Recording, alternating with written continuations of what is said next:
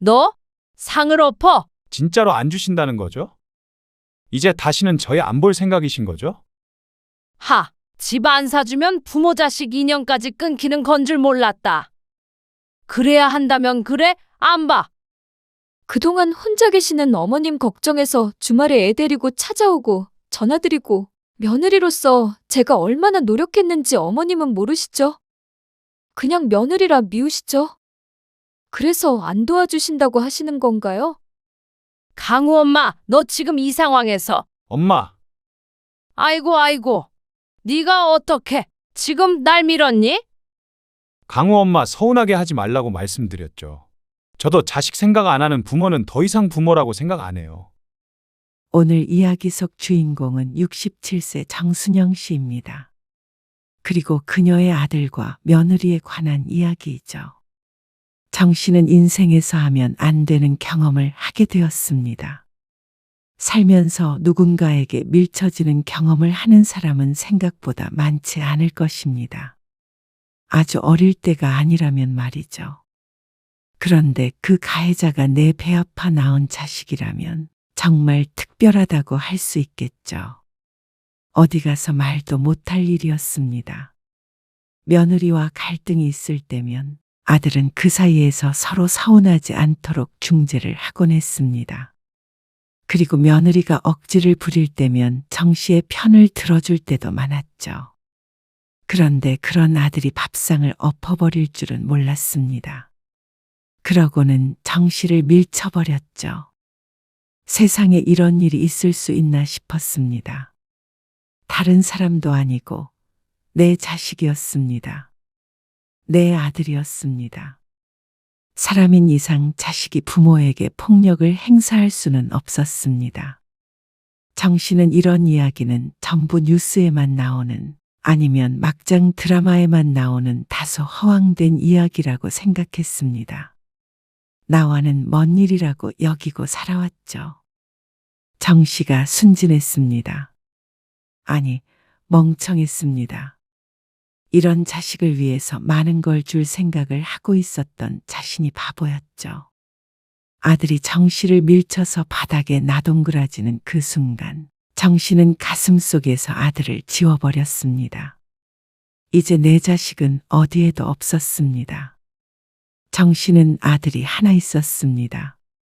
아들이 어렸을 때 정 씨는 남편과 이혼을 했습니다. 하나 있었던 자식은 정 씨가 혼자서 키우게 되었습니다. 다행히 직업이 초등학교 교사라 안정적이었던 탓에 아들을 아주 풍족하게는 아니어도 평범하게 잘 키울 수 있었습니다. 아들은 참 효자였습니다. 아니, 그렇다고 생각했습니다. 한 번도 어긋난 적 없었고 다른 집 아들들보다 정 씨에게 다정했습니다. 결혼하면 전화 한 통 하기도 힘들다는 지인들의 자식들과는 사뭇 달랐습니다. 주말이면 가끔씩 며느리와 손주를 데리고 와서 밥을 먹고 가기도 했고 어디가 아프면 병원에 데려다 주기도 했습니다. 그러니 주변에서 효자라고 부러워했죠.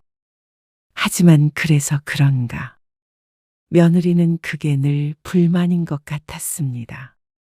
아들이 정 씨를 챙기는 만큼 처가도 잘 챙기는 것으로 알고 있는데도 시집과 가까이 지내는 것이 불편한 것 같았습니다. 엄마, 저희 왔어요. 아들의 목소리와 함께 며느리와 5살 손주까지 함께 정 씨의 집으로 들어왔습니다. 주말이었습니다. 3주 전에 보았고 그동안은 바빠서 못 샀기에 꽤나 오랜만이었습니다. 세 식구가 함께 오는 모습을 보면 정 씨는 그동안의 피로가 단숨에 날아가는 듯 했습니다. 할머니, 손주가 달려와 무릎에 앉기는 순간 마음이 녹아내렸죠. 아들은 늘 그랬듯 젓가락을 들며 정 씨가 해준 음식을 맛있게 먹었습니다. 집밥이 최고네. 너희 집이 여기니? 집밥은 너희 집에서 먹는 게 집밥이지. 저도 어머님이 해주신 게 더 맛있는데요? 며느리도 옆에서 웃으며 거들었습니다. 정 씨는 뿌듯했습니다. 오랫동안 홀로 아들을 키워온 보람이 이런 순간에 느껴졌습니다. 집주인이 전세금을 또 올린대요. 며느리가 식사 도중에 한숨을 쉬면서 말했습니다. 또? 지난번에도 올렸잖아. 모르겠어요. 아직 올린 건 아닌데 만기 돼봐야 알 것 같아요. 이럴 거면 그냥 집을 사는 게 나을 것 같기도 하고. 어쩌니? 며느리의 말에 정 씨도 걱정스러운 듯 대꾸했습니다. 아, 하늘에서 한 2억만 뚝 떨어졌으면 좋겠네. 그러게. 누가 주면 큰절을 하지. 며느리가 마지막 말을 하며 정 씨를 힐끗 바라보았습니다. 그 시선에서 무언의 압박을 느꼈죠. 정 씨는 당황했지만 자연스럽게 눈을 피했습니다. 정 씨 옆에 바짝 붙어 앉은 손자가 생선을 달라고 하기에 생선 살을 바르는데 집중했습니다. 그러자 며느리의 한숨 소리가 작게 들렸습니다. 아들이 살고 있는 전셋집의 보증금은 일부 정 씨가 보탠 것이었습니다. 양가에서 똑같이 지원하고 아들 며느리가 모은 돈까지 합쳐서 구한 집이었습니다. 그런데 요즘 들어서 전세금 이야기를 종종 꺼내는 아들 며느리를 보고 정 씨도 내심 생각이 있었습니다. 정 씨는 그 순간 시골에 있는 땅과 집을 떠올렸습니다. 몇 해 전 친정 어머니가 돌아가시며 받은 것이었는데 워낙 관리가 안 되어 있어서 방치해둔 채였습니다. 그걸 정리하면 얼마나 나올지는 모르겠지만 시간 날 때 한번 내려가 볼 생각이었습니다. 파는 것도 금방 팔지는 못할 듯해서 아들에게 말하지 않았는데 얼마가 나오든 아들 집 사는데 보태줄까 생각해 왔습니다. 정 씨는 그게 없어도 충분히 노후 준비는 돼 있다고 생각했습니다. 지금 살고 있는 집과 연금만으로도 소소하게는 살아갈 수 있었습니다. 너희가 고생이 많네. 정 씨는 두루뭉술하게 대꾸하고 말았습니다. 아직 어떻게 될지 모르는 상황에서 함부로 말을 해두기가 마음에 걸렸습니다. 혹시나 팔아서 얼마 안 된다면 실망할까봐 속으로만 생각했죠. 그런데 그 순간 며느리의 표정이 굳어졌습니다. 젓가락을 탁 소리가 나도록 내려놓고 잠시 멈춰 있는 모습이 정 씨의 눈에 들어왔습니다. 분명 기분이 상한 것 같았습니다. 할머니, 나 여기 앉아서 먹을래? 그 순간 손자가 꾸물꾸물 정 씨의 무릎 위로 올라왔습니다. 이제는 커서 무릎 위에 두고 밥을 먹기엔 역부족이었는데 정 씨는 손자의 애교로 받아들이고 마주 앉았습니다. 그런데 전세금 이야기로 빈정이 상했던 며느리에겐 거슬려 보였던 모양이었습니다. 강우야, 이리 와. 할머니 괴롭히지 말고. 아니야, 괴롭히기는. 오히려 손자가 이렇게 안겨오는 게 기꺼웠습니다. 하지만 며느리가 단호한 목소리로 말했습니다. 아니요. 애벌은 나빠져요. 안 그래도 여기 왔다 가면 어리광만 늘어서 교육하기 힘들어요. 그러면서 기어이 손자를 자신의 옆에 앉혔습니다. 그 순간 불편한 기류가 흘렀습니다. 엄마가 애 예뻐서 그러는데 뭘 그렇게까지 해. 아들이 대수롭지 않게 한마디를 내뱉자 며느리의 표정이 더 굳어졌습니다. 아이고, 생각해보니까 강우 엄마 말이 맞아. 정 씨가 웃으며 말하자 불편하던 분위기는 조금 풀어졌습니다. 정 씨는 정답게만 지내고 싶었습니다. 정답게. 그리고 여름 휴가가 다가오는 때였습니다. 정 씨는 이번에 계획이 있었습니다. 어디 가신다고요? 시골이요. 거길 왜 가세요? 시골집도 정리하고 해야지. 그 안에 폐기물 같은 것도 있고 그래서 다 처분하고 해야 돼. 아이고, 더운데 그걸 왜 지금 해요? 그냥 두시지. 그거 한번 팔아보려고 하는데 그게 돈이 되겠어요? 괜한 고생하지 마시고 저희랑 휴가 가요. 아니야. 한번 가야 해. 지금 정리 안 하면 또 몇 년간 방치되지. 그러면 휴가를 그쪽으로 갈까요?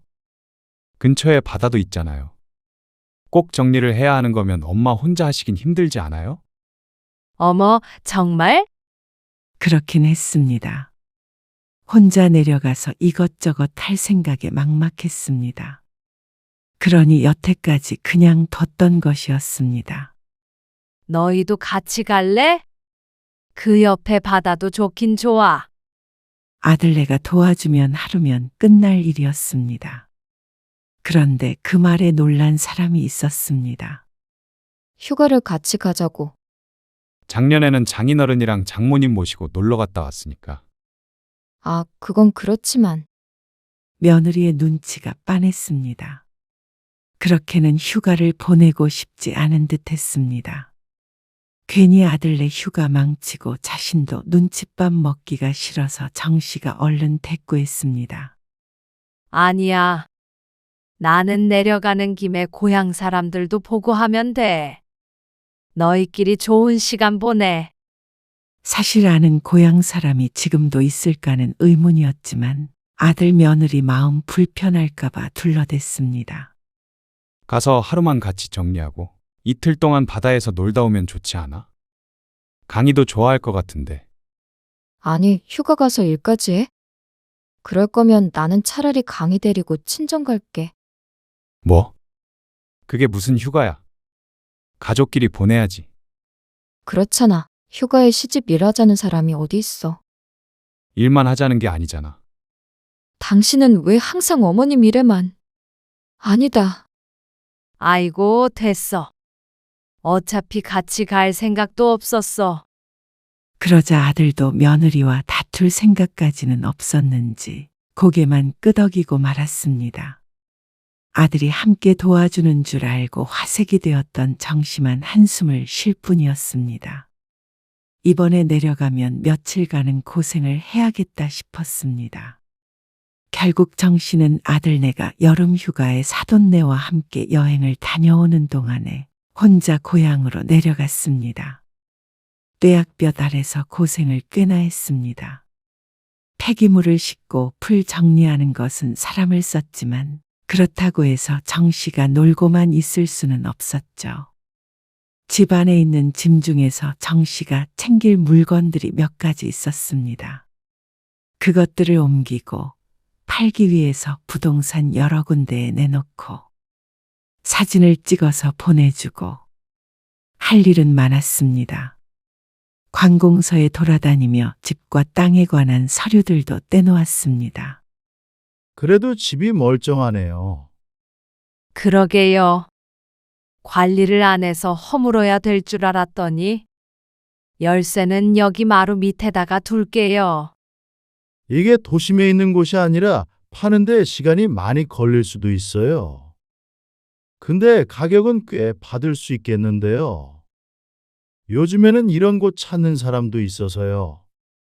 그리고 이 앞까지 뭐가 들어선다는 말도 있어서 물어보는 손님도 적지 않고요. 영상 찍어서 인터넷에 올려도 되죠? 네.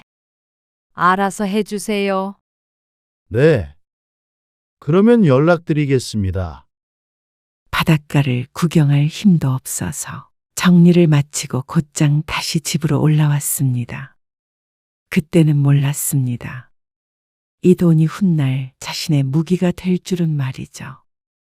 그리고 가을이 되어서 정 씨는 허리 수술을 받게 되었습니다. 오래된 디스크가 악화되어서 더 이상 미룰 수 없는 상황이었습니다. 며칠 옆에서 부축해줄 사람이 필요한데 그거 좀 알아봐 줄래? 강우 엄마한테 부탁해 보려고 해요. 뭐? 아니야. 뭐 하러 그래? 힘들게. 한동안은 거동이 불편해서 부축을 받아야 하는데 아들은 그걸 며느리에게 부탁하겠다고 했습니다. 정 씨는 한사코 말렸습니다. 그런데 웬일인지 며느리가 흔쾌히 그러겠다고 한 모양이었습니다. 안 그래도 되는데. 사람 쓰면 되지 왜 강우 엄마가 고생을 해? 괜히 며느리 부려먹는 시어머니가 된 것 같은 기분에 민망해서 말했더니 며느리가 웃으면서 대꾸했습니다. 그래도 어머님 아프신데 제가 해야죠. 그리고 이번 기간도 며칠 안 되잖아요. 강우 어린이집 가서 낮에는 시간 많이 있어요. 웃으면서 말하는 며느리의 모습에 정씨는 마음이 뭉클했습니다. 이만 들어가 봐. 할 일도 별로 없는데. 어머님 씻으셔야 하잖아요. 저도 할만해서 하는 거니까 부담 갖지 마세요. 아이고, 고마워. 그런데 이틀 뒤 며느리가 집으로 돌아가기 전에 정씨에게 넌지시 말했습니다. 정말 남의 집에서 못 살겠어요. 그런다고 무리해서 대출받아서 집을 사기에도 요즘 이자가 좀 비싸요? 그렇지. 어머님은 여유가 좀 있으시죠? 여유? 아니, 연금도 나오고 하잖아요. 어머님 댁도 있고. 뭐 여유랄 것까지는 없고. 혼자 살아갈 정도지. 그러시구나. 그래서 저는 어머님이 도와주셨으면 하는 마음이 있어요. 솔직히. 정말로 솔직하고 직접적으로 말을 꺼내는 며느리 때문에 정씨는 잠시 말을 잃었습니다. 그게 글쎄. 집 사는데 한두 푼 드는 게 아니니까. 정씨도 아들네가 결혼할 때 해줄 만큼 해줬다고 생각했습니다. 그리고 정씨도 곧 70대였습니다. 이제는 자식이 아닌 노후를 생각할 때였죠. 시골집은 생각을 안 했던 부분이기에 그게 처분되면 아들에게 줄 생각이었지. 지금 살고 있는 집을 줄인다거나 대출을 받는다거나 하는 방식으로 도와줄 수는 없었습니다. 자식을 위하는 마음은 무척 컸지만 그렇기 때문에 내 앞가림을 스스로 해야 한다고 생각했으니 말이죠. 젊은 아들 내외는 앞으로 재산을 축적할 일이 많겠지만 정씨는 아니었습니다.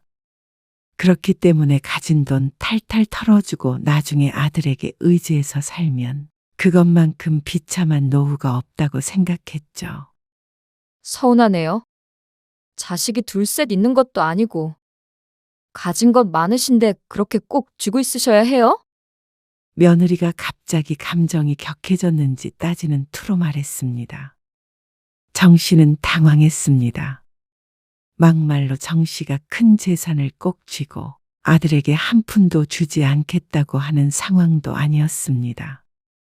그저 아들이 전세에서 자가로 가는 일보다 정씨의 남은 이 30년 노후가 더 중요하다고 생각했을 뿐이었습니다. 저도 어머님한테 나름 며느리 노릇한다고 그동안 힘들었어요. 그러면 그 정도는 해주셔도 되는 거 아닌가요? 며느리의 말에 정씨도 심정이 복잡했습니다. 그리고 화도 났습니다. 며느리 노릇. 정씨가 집을 해줘야 할 만큼 며느리에게 대단한 대접을 받았다고 생각하지 않았습니다. 물론 며느리 입장에서는 다르게 생각할 수도 있겠지만 말이죠. 그런데 아무리 그렇다고 한들 시어머니에게 이런 식으로 말하는 며느리가 있나 싶었습니다. 그동안에도 하고 싶은 말 다 하며 종종 정씨의 속을 뒤집어 놓기도 했었는데 오늘은 너무나 노골적이고 공격적이었습니다. 아마 말려줄 아들이 없어서 그런 것이 아닌가 싶었습니다. 그런데 동시에 짠하기도 했습니다. 아직 30대이니 철이 덜 들었다고 생각하면, 어린 딸이라고 생각하면 어른된 입장에서 이해해 주자 싶기도 했습니다. 정씨는 심호흡을 했습니다. 나름대로 화를 가라앉히기 위해 노력을 했죠. 그러고 나서 며느리에게 조용히 말했습니다. 여름에 정리하고 온 시골집 말이야. 땅이랑 같이 부동산에 내놓고 올라왔어. 그거 팔리면 너희 줄게. 그게 언제 팔리는데요? 글쎄, 금방 팔리지 않는다고는 했어. 그러니까 기다리면. 기다리면요? 1억이 생기나요? 2억이 생기나요? 강우 아빠한테 들어보니까 깡시골에 있는 다 쓰러져가는 집이라고 들었는데요. 그 정도는 아니야. 그거 팔아서 어떻게 여기에 있는 아파트를 사요? 지금 저를 바보 취급하세요? 뭐? 그런 거 아니야. 얼마가 됐든 나올 거 아니야. 아니요, 안 주셔도 돼요. 그러니까 그 이상은 도와주실 의향이 없으시다는 거잖아요. 며느리는 두 귀를 닫아버렸습니다. 정 씨가 멀쩡한 재산은 아까우니 돈 안 되는 것 팔아서 푼 돈이라도 쥐어주려 한다고 생각하는 듯 했습니다. 그냥 그걸로 어머님 노후자금 하세요. 그리고 서로 기대지 않고 각자 알아서 사는 게 더 좋겠네요. 정 씨는 기가 막혔습니다.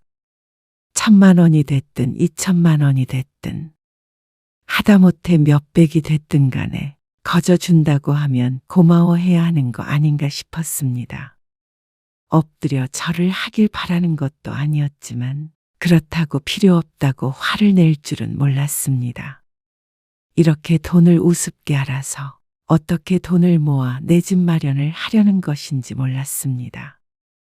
아이가 벌써 5살인데 아직까지 부모에게 손을 벌릴 생각만 하는 것에 실망감도 들었습니다. 더 이상 며느리와는 이런 대화를 나누면 안 되겠다고 다짐하게 되기도 했죠. 그래, 그게 싫다면? 알았다. 마음 같아서는 내가 집을 사줘야 하는 의무라도 있느냐고 소리치고 싶었습니다. 하지만 여기까지 와서 병수발 들어주었던 며느리이기에 서운한 마음이 들어도 한 번 더 참자 싶었습니다. 그래서 여느 때와 같이 꾹 눌러 참고 말 뿐이었습니다. 입이 대빨 나와 있는 며느리를 정 씨가 이해해야 했습니다. 그런데 며느리가 효심이 있어 정 씨의 간병을 하는 것이 아닌 모양이었습니다. 집 얘기가 나온 이후로 며느리의 행동이 180도 변했습니다. 이렇게 투명하게 속이 들여다 보이는 사람이 있나 싶을 정도였습니다. 그러니까 평소에 건강관리를 하셨어야죠. 애 돌보기도 벅찬데 여기까지 오는 거 힘들어요. 다음 날 며느리가 정 씨를 부축하더니 뜬금없이 꺼낸 말이었습니다. 세수를 하고 와서 자리에 다시 누우려던 정 씨가 멈칫했습니다. 팔 아파요. 어서 누우세요. 며느리의 짜증스러운 재촉에 정 씨가 쓰린 속을 달래며 침대 위로 몸을 뉘었습니다. 고맙다. 미안하고. 정 씨는 아픈 몸에도 억지로 미소를 지으며 말했습니다. 가슴 한구석은 무너져 내렸는데도 말이죠. 그리고 더 힘든 일은 며칠 뒤에 일어났습니다. 진통제 부작용인지 아니면 먹은 것이 얹혔는지 아침에 구토를 했는데 얼른 일어나서 화장실에 갈 수가 없어 바닥에다가 쏟고 말았습니다. 그걸 보고 며느리는 경악했습니다. 정말 왜 이러시는 거예요? 얼굴이 뜨끈해졌습니다. 옆 침대 보호자들이 흘끗 이쪽을 쳐다보는 것이 느껴졌습니다. 정 씨는 자신이 꼭 치매 환자라도 된 것처럼 대하는 며느리 때문에 속상했습니다. 내가 치울게. 어머님이 허리를 굽힐 수 있으세요? 어떻게든 그렇게 하고 싶었습니다.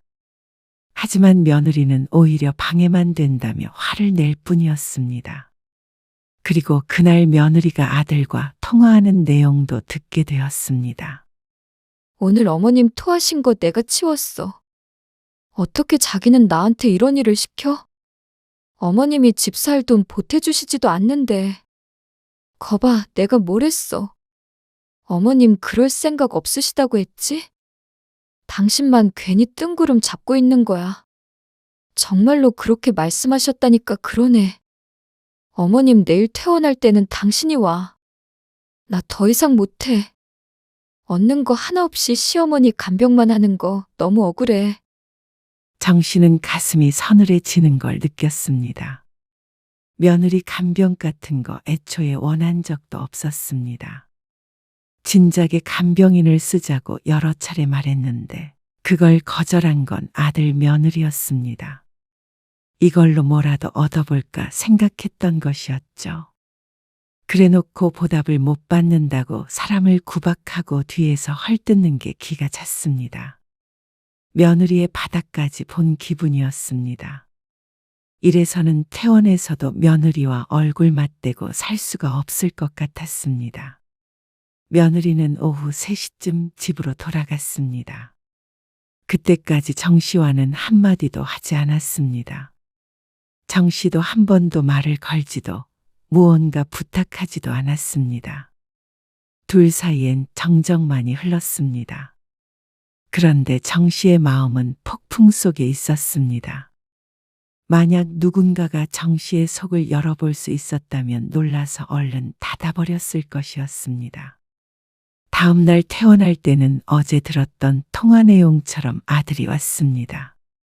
그런데 아들조차도 정 씨에게 화가 난 것 같았습니다.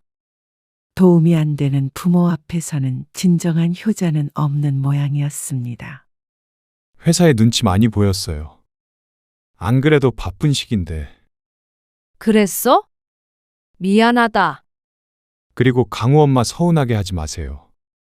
그러면 말년에 엄마만 고생해요. 뭐? 아들은 정 씨의 대꾸에 대답하지 않고 먼저 차로 성큼성큼 걸어갔습니다. 뒤에 남겨진 정 씨의 눈은 공허했습니다. 허탈함밖에 남지 않은 얼굴이 무척 지쳐 보였습니다. 정 씨의 집으로 돌아가는 차 안. 역시나 정막이 흘렀습니다. 아들도 머릿속이 복잡한 듯 보였죠. 그리고 퇴원하고 며칠 뒤에 아들 며느리가 찾아왔습니다. 이 집 엄마 살기에 너무 크니까 작은 집으로 이사하시고 남은 돈으로 저희 좀 보태주세요.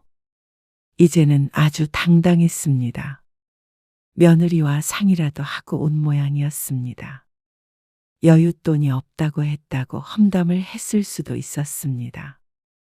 각자 알아서 사는 게 낫겠다고 한 거 잊었니? 시골집 한 돈도 필요 없다고 알아서 살으라며. 바로 며칠 전에 한 이야기를 며느리라고 잊었을 리가 없었습니다. 며느리는 말문이 막히는지 어버버 하고 있었습니다. 정 씨는 아들 며느리에게 이제는 한 푼도 주고 싶은 마음이 없어졌습니다. 그런 태도를 보여놓고는 돈을 달라고 할 수 있는 뻔뻔함에 감탄할 뿐이었습니다. 아우, 엄마. 뭐가 오해가 있나 보죠. 강우 엄마가 그런 식으로 말했겠어요? 그리고 시골집은 돈도 안 되는 거, 그리고 팔리지도 않는 거 가지고 준다고 하시니까. 그러면 기분이 좋지는 않죠. 정말 가증스럽다. 네가 병원에서 날 어떻게 대했는지 강우 아빠는 아니? 어떻게 대하다니요. 한번 물어봐라. 옆에 환자가 위로해 주더라. 며느리 때문에 맘 상하지 말라고. 뭐? 당신 그랬어? 아니, 난 그런 게 아니고. 어머님, 왜 그런 식으로 말씀하세요? 왜 저랑 강우 아빠 사이를 갈라놓으려고 하세요? 그렇게 대해놓고는 이렇게 찾아와서 돈을 내놓으라니. 그러면 내가 내놔야 해? 내가 바보로 보이니? 그러자 아들이 혼란스러운 표정을 지었습니다. 정 씨는 이 난장판에 뛰어들고 싶은 생각이 없었습니다. 아침 드라마 속 주인공이 된 것처럼 며느리는 흐느꼈습니다. 너는 주부가 아니라 연기자를 해야겠다. 어머님, 너무하세요. 제가 그렇게 미우세요? 정 씨는 박수라도 치고 싶은 심정이었습니다. 며느리의 숨겨진 재능을 지켜보고 있는 것 같은 기분이었습니다. 울던지 웃던지 어쨌거나 너희 보태줄 돈은 없다. 그리고 만약 시골집이 팔리더라도 한 푼도 안 줄 거야. 그게 1,000만 원이 됐든 2,000이 됐든. 그 돈도 아까워. 고마운 줄도 모르는 너희들에게 10원 한 장도 줄 생각 없어졌어. 정 씨는 단호한 목소리로 말했고 며느리는 대성통곡을 했습니다. 진짜로 안 주신다는 거죠? 이제 다시는 저희 안 볼 생각이신 거죠? 하, 집 안 사주면 부모 자식 인연까지 끊기는 건 줄 몰랐다. 그래야 한다면 그래, 안 봐? 나쁜 것. 정 씨의 말에 아들은 아이씨하는 소리와 함께 식탁 위에 차려진 음식들을 엎어버렸습니다. 팔에 쓸린 밥그릇과 반찬 그릇들이 몇몇 바닥으로 떨어졌고 쨍그랑 소리가 뒤를 이었습니다. 정 씨는 그 순간 굳어서 아무 말도 나오지 않았습니다. 이게 도대체 무슨 상황인지 인지가 안 됐습니다. 너 상을 엎어. 그동안 혼자 계시는 어머님 걱정해서 주말에 애 데리고 찾아오고 전화드리고 며느리로서 제가 얼마나 노력했는지 어머님은 모르시죠? 그냥 며느리라 미우시죠? 그래서 안 도와주신다고 하시는 건가요? 그 와중에 며느리는 아들이 확실한 제 편이라고 생각했는지 한술 더 떴습니다. 어이가 없어진 정 씨가 며느리를 향해 손가락질을 하며 한 발짝 다가갔습니다. 너 지금 이 상황에서 그런데 몇 마디 하기도 전에 거친 손길에 의해 밀쳐졌고 정신을 차려보니 정 씨는 바닥에 쓰러져 있었습니다. 네가 어떻게 지금 날 밀었니? 큰 충격을 받은 정 씨는 아무 말도 하지 못했습니다. 하마터면 깨진 유리 위로 넘어질 뻔했습니다. 하지만 아들은 그런 건 눈에 보이지도 않는지 여전히 씩씩거렸습니다. 저도 자식 생각 안 하는 부모는 더 이상 부모라고 생각 안 해요. 그때 정 씨의 휴대폰이 요란스럽게 울렸습니다. 정 씨는 전화를 받을 정신이 없었습니다. 휴대폰 화면을 보니 부동산이라고 되어 있었습니다. 2번 전화가 울리더니 끊겼습니다. 그런데 이번에는 아들의 전화가 울렸습니다. 혹시나 연락이 안 되면 전화하라고 아들의 번호도 남겼던 것이 기억났습니다. 여보세요. 아들은 화를 가라앉히며 전화를 받았습니다. 그리고 갑자기 눈이 커졌습니다. 2억이요? 2억에 사고 싶어 하는 사람이 여러 명 있다고요? 정 씨도 정신없는 와중에 놀라기는 마찬가지였습니다. 가치가 없는 땅이라고 생각했었는데 오래 묵혀두니 이런 일도 있나 싶었습니다. 그리고 정 씨보다도 놀란 것이 아들이었습니다. 네. 당연히 팔 거예요. 어머니 계좌번호요? 아, 예. 가계약금이요. 네. 보내드릴게요. 예. 아들은 얼떨떨하게 전화를 끊었습니다. 예상보다 큰 목돈이 생긴 것에 아직도 놀란 상태였습니다. 2억이라고? 2억? 하도 버려지는 시골 폐가들이 많아 골칫거리라고 뉴스에 나오니 아들도 그 정도로 생각한 모양이었습니다. 하지만 정 씨가 팔려던 이유도 땅 때문이었습니다. 싸더라도 면적이 있기에 몇 천은 받을 수 있지 않을까 싶었던 것이죠. 그런데 2억이나 받을 거라고는 상상하지 못했습니다. 부동산이 꽤나 받을 거라고 얘기했던 말도 흘려들었죠. 2억이래. 아들과 며느리는 서로 얼싸안으며 제1인 것 마냥 기뻐했습니다. 그런데 그 순간 바닥에 엎어져 있는 정 씨를 보고는 정적이 흘렀습니다. 아들의 얼굴엔 순식간에 많은 감정들이 지나갔습니다. 엄마, 일어나세요. 아들은 엉거주춤 손을 내밀며 정 씨를 일으키려 했습니다. 그리고 그 손을 정 씨는 것에게 뿌리쳤습니다. 2억이고 뭐고 중요하지 않게 느껴질 만큼 아들에 대한 분노가 꺼지지 않았습니다. 아직도 손이 부들부들 떨렸습니다. 제 손으로 밀어놓고는 2억이라는 소리에 다시 손 내미는 아들이 사람처럼 보이지 않았습니다. 돈 몇 푼의 금수만도 못한 자식이 될 수 있다는 사실을 절절히 깨달았습니다. 어머님, 그거 판돈 저희 주시기로 했잖아요. 며느리가 조심스럽게 말을 꺼냈습니다. 그렇지만 아무리 사근한 목소리로 말한들 이 상황이 수습되는 것은 아니었습니다. 내 노후 자금 가지고 하는 소리니? 네? 아, 어머님이 그거 저 주신다고 하셨잖아요. 참 웃기네. 너희는 시골집 며칠 동안 정리할 때는 휴가 간다고 오지도 않고 파는지 마는지 관심도 없었잖아. 필요 없다며. 그건 이렇게 비싸게 팔릴 줄 몰랐죠. 어머님, 저희 주시려고 마음 먹었으면서 왜 갑자기 말을 바꾸세요? 너희 원하는 대로 해주겠다는데 왜? 푼돈은 내 노후 자금으로나 쓰고 나중에 손 벌리지 말라는 뜻이었잖아. 내 말이 틀려? 어머님, 너무하신 거 아니에요? 싸게 팔릴 것 같을 때는 준다고 그러시고 막상 큰 돈 생기니까 저희 주기 아까우신 거 아니에요?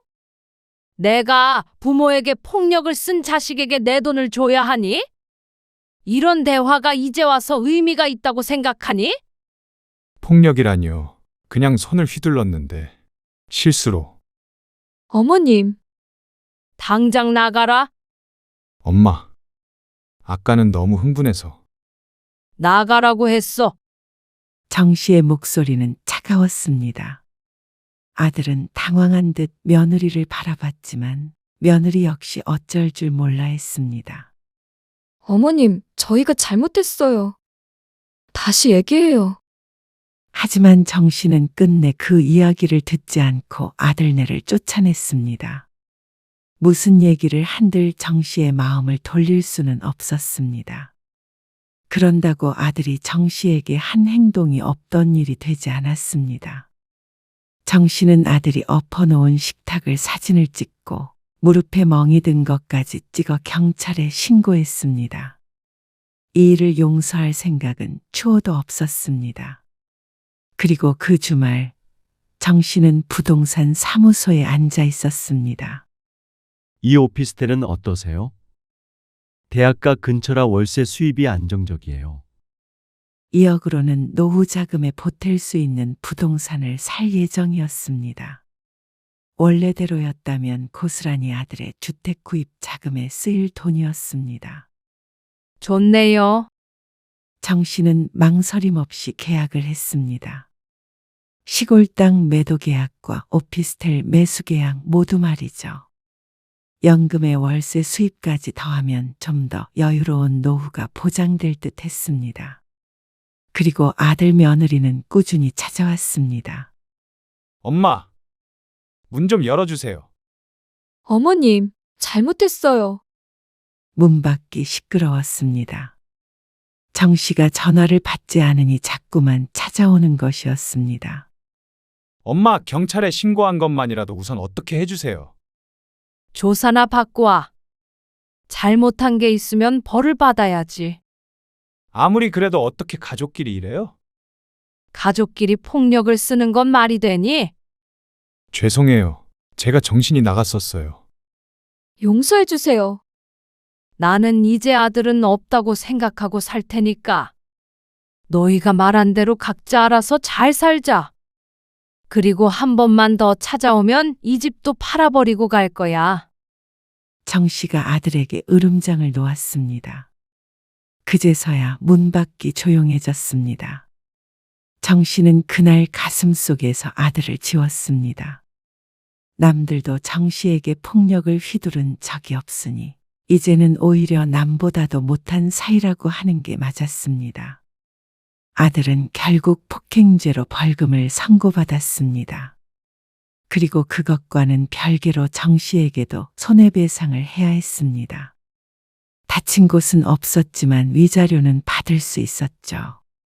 그렇다고 아주 큰 돈은 아니었지만 아들에게 정신적 타격은 확실히 있는 것으로 보였습니다. 하지만 그날의 정 씨가 받았던 충격에 비하면 별것 아닌 것이었습니다. 정 씨는 그날 세상이 무너지는 것 같은 기분을 느꼈기 때문이었습니다. 그리고 그로부터 1년 반이 지났을 때 정 씨는 심적으로도 어느 정도 회복이 되었습니다. 남들이 말하는 안정적인 노후를 보내고 있었습니다. 그리고 아들은 전세금을 못 올려줘서 훨씬 작은 집으로 이사를 하게 됐다는 메시지를 보내왔습니다. 정 씨는 답장을 하지 않았습니다. 손자 생각에 마음이 아프기도 했지만 정 씨는 자신의 선택을 후회하지 않았습니다. 존경받지 못할 자식에게 의지하며 사는 것보다는 홀로 당당하게 사는 것이 훨씬 나은 삶이라고 믿었습니다. 자식과 떨어져 산다고 세상은 끝나지 않았습니다.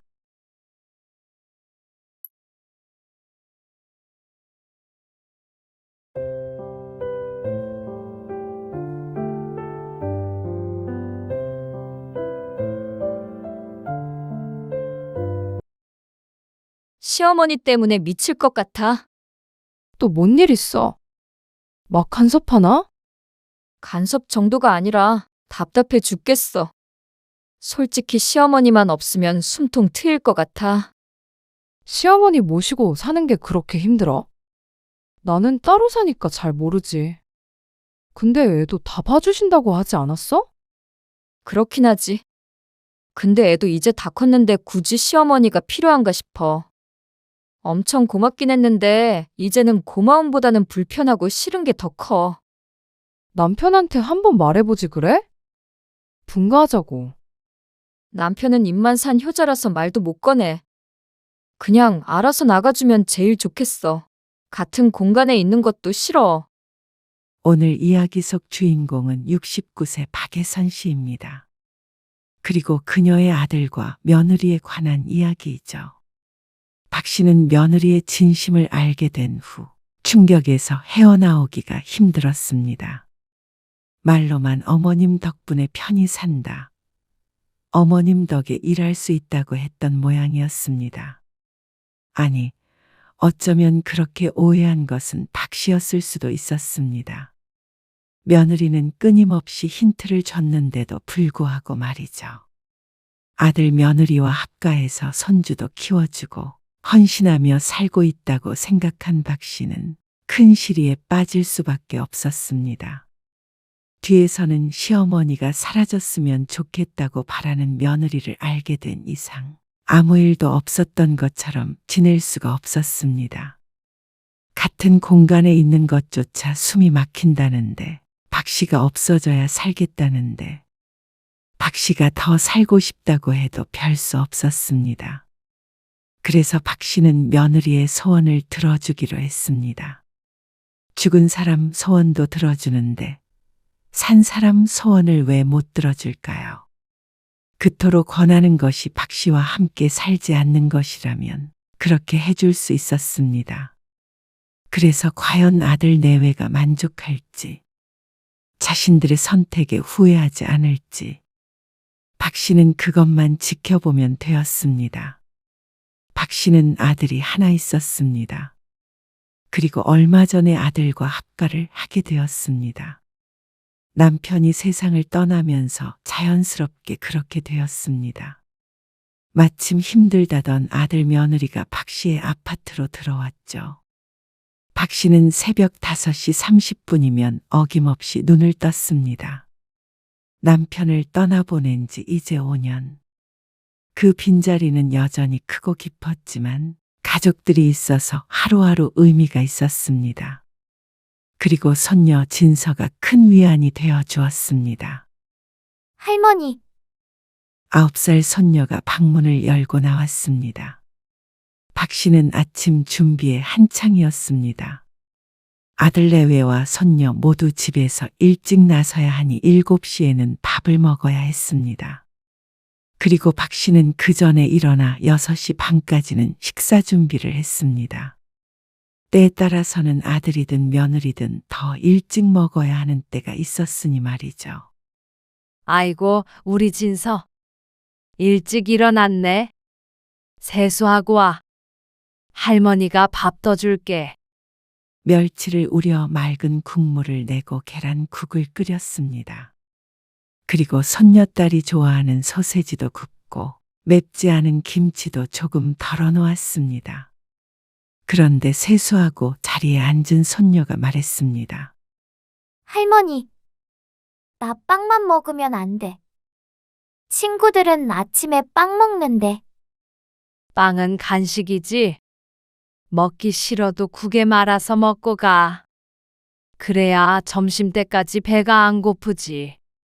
먹기 싫은데. 김 꺼내줄까? 손녀는 투덜거리면서도 밥 한 술을 떠서 입에 넣었습니다. 막상 먹으니 맛있었는지 부지런히 먹었습니다. 그리고 욕실에서 나온 아들 며느리도 식탁 앞에 앉았습니다. 아들은 은행에서 근무하는데 보통은 7시 반에 집을 나섰습니다. 그리고 며느리도 회사에 다녔는데 오전 일찍 매일 회의가 있다고 했습니다. 그래서 손녀보다도 먼저 집을 나섰습니다. 다녀오겠습니다. 그래. 조심히 다녀와. 아들 내외를 배웅하고 나면 손녀의 차례였습니다.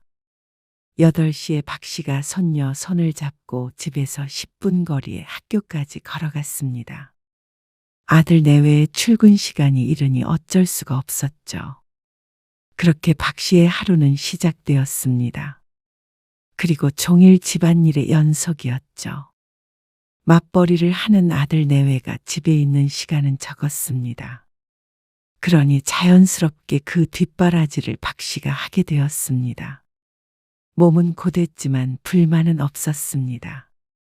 각자의 역할이 있는 거라고 생각했습니다. 그리고 집안일을 종일 하면 금세 손녀가 돌아오는 시간이 되었습니다. 영어 학원을 하나 다니는데 학원차가 아파트 앞까지 데려다 주었습니다.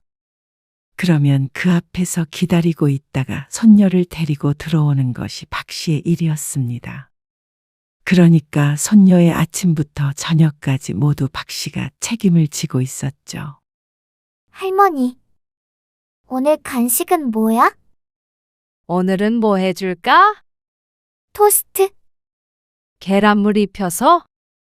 박 씨의 말에 손녀가 고개를 크게 끄덕였습니다. 손녀가 좋아하는 빵을 간식으로 해주기 위해서 또 부엌에서 분주하게 움직였습니다. 할머니, 설탕 많이? 버터 많이? 손녀의 요구에 박 씨는 인자한 미소를 지었습니다. 보통 집에 돌아오면 4시가 조금 넘는데 배고프다는 손녀를 위해서 늘 간식을 만들어 주었습니다. 호떡을 부쳐주거나 떡볶이를 해주기도 했고 과일을 먹이기도 했습니다. 그런데 겉보기엔 무척 행복했지만 그 속을 들여다보면 꼭 그렇지만도 않았습니다. 합가하고 처음엔 행복했지만 시간이 지나면 지날수록 점점 균열이 가는 게 느껴졌습니다. 박 씨도 모르는 사이에 점점 변화가 시작되었죠. 처음에는 아주 작은 것들이었습니다. 하지만 지금은 눈에 띌 정도로 커져 있었습니다. 어머님, 애한테 간식 너무 많이 주지 마세요. 요즘 살이 많이 쪘어요. 며느리가 다소 날카로운 목소리로 말했습니다. 설거지를 하다가 들려오는 뜬금없는 말에 박 씨는 당황했지만 일단 고개를 끄덕였습니다. 그래. 그럼 조금 줄일게. 물을 한 잔 마시고 며느리가 뒤돌았습니다. 그런데 걱정되는 마음에 박 씨가 한마디 덧붙였습니다. 근데 진서 저렇게 말랐는데 살 걱정을 해? 웃으며 하는 박 씨의 말에 며느리의 미간이 찌푸려졌습니다. 여자애라 일찍부터 관리해야 해요. 살 한 번 찌면 빼기 힘드니까. 그러고는 부엌을 나갔는데 더 이상 말을 붙일 수도 없었습니다. 회사에서 안 좋은 일이 있다며 저녁을 먹으면서도 저기압인 듯 했는데 정말로 평소보다는 차갑게 느껴졌습니다. 며느리는 몸매 관리에 신경을 많이 쓰는 편이었습니다.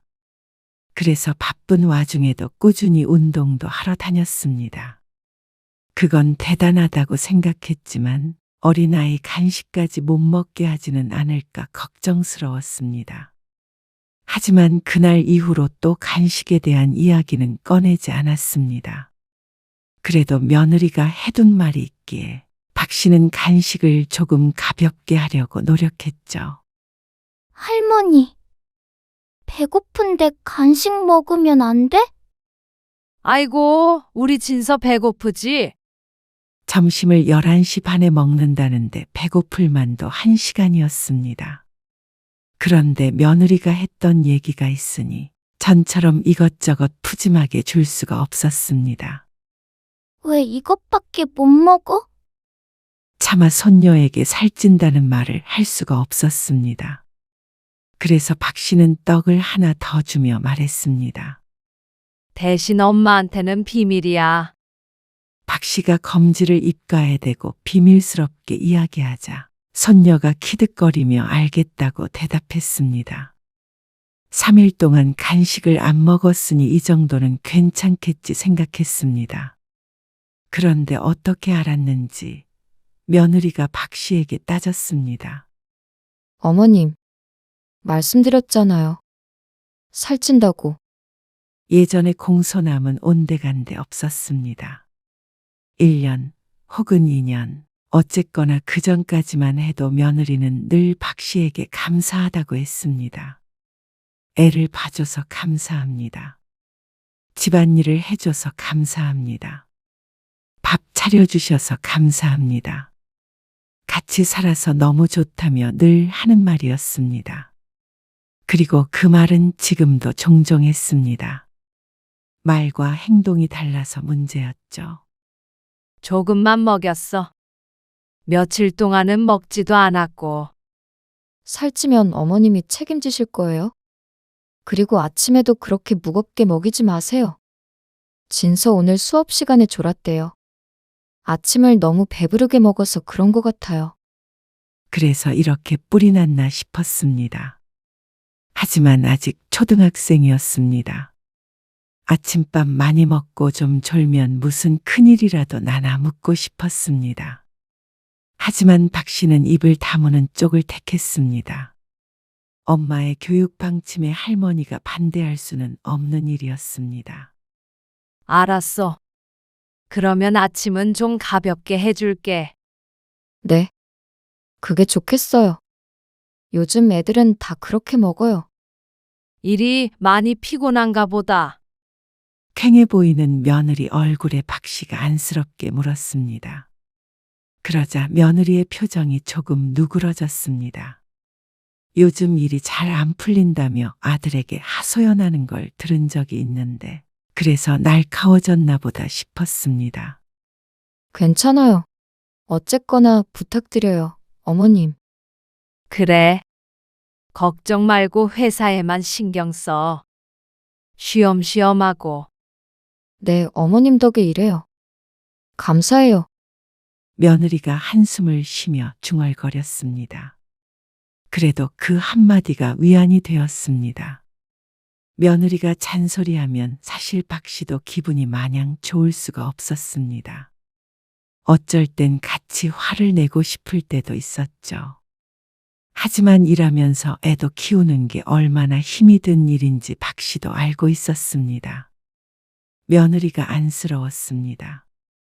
만약에 박 씨가 없었다면 박 씨가 하는 대부분의 일을 며느리가 감당했을 텐데 결코 쉬운 일이 아니었습니다.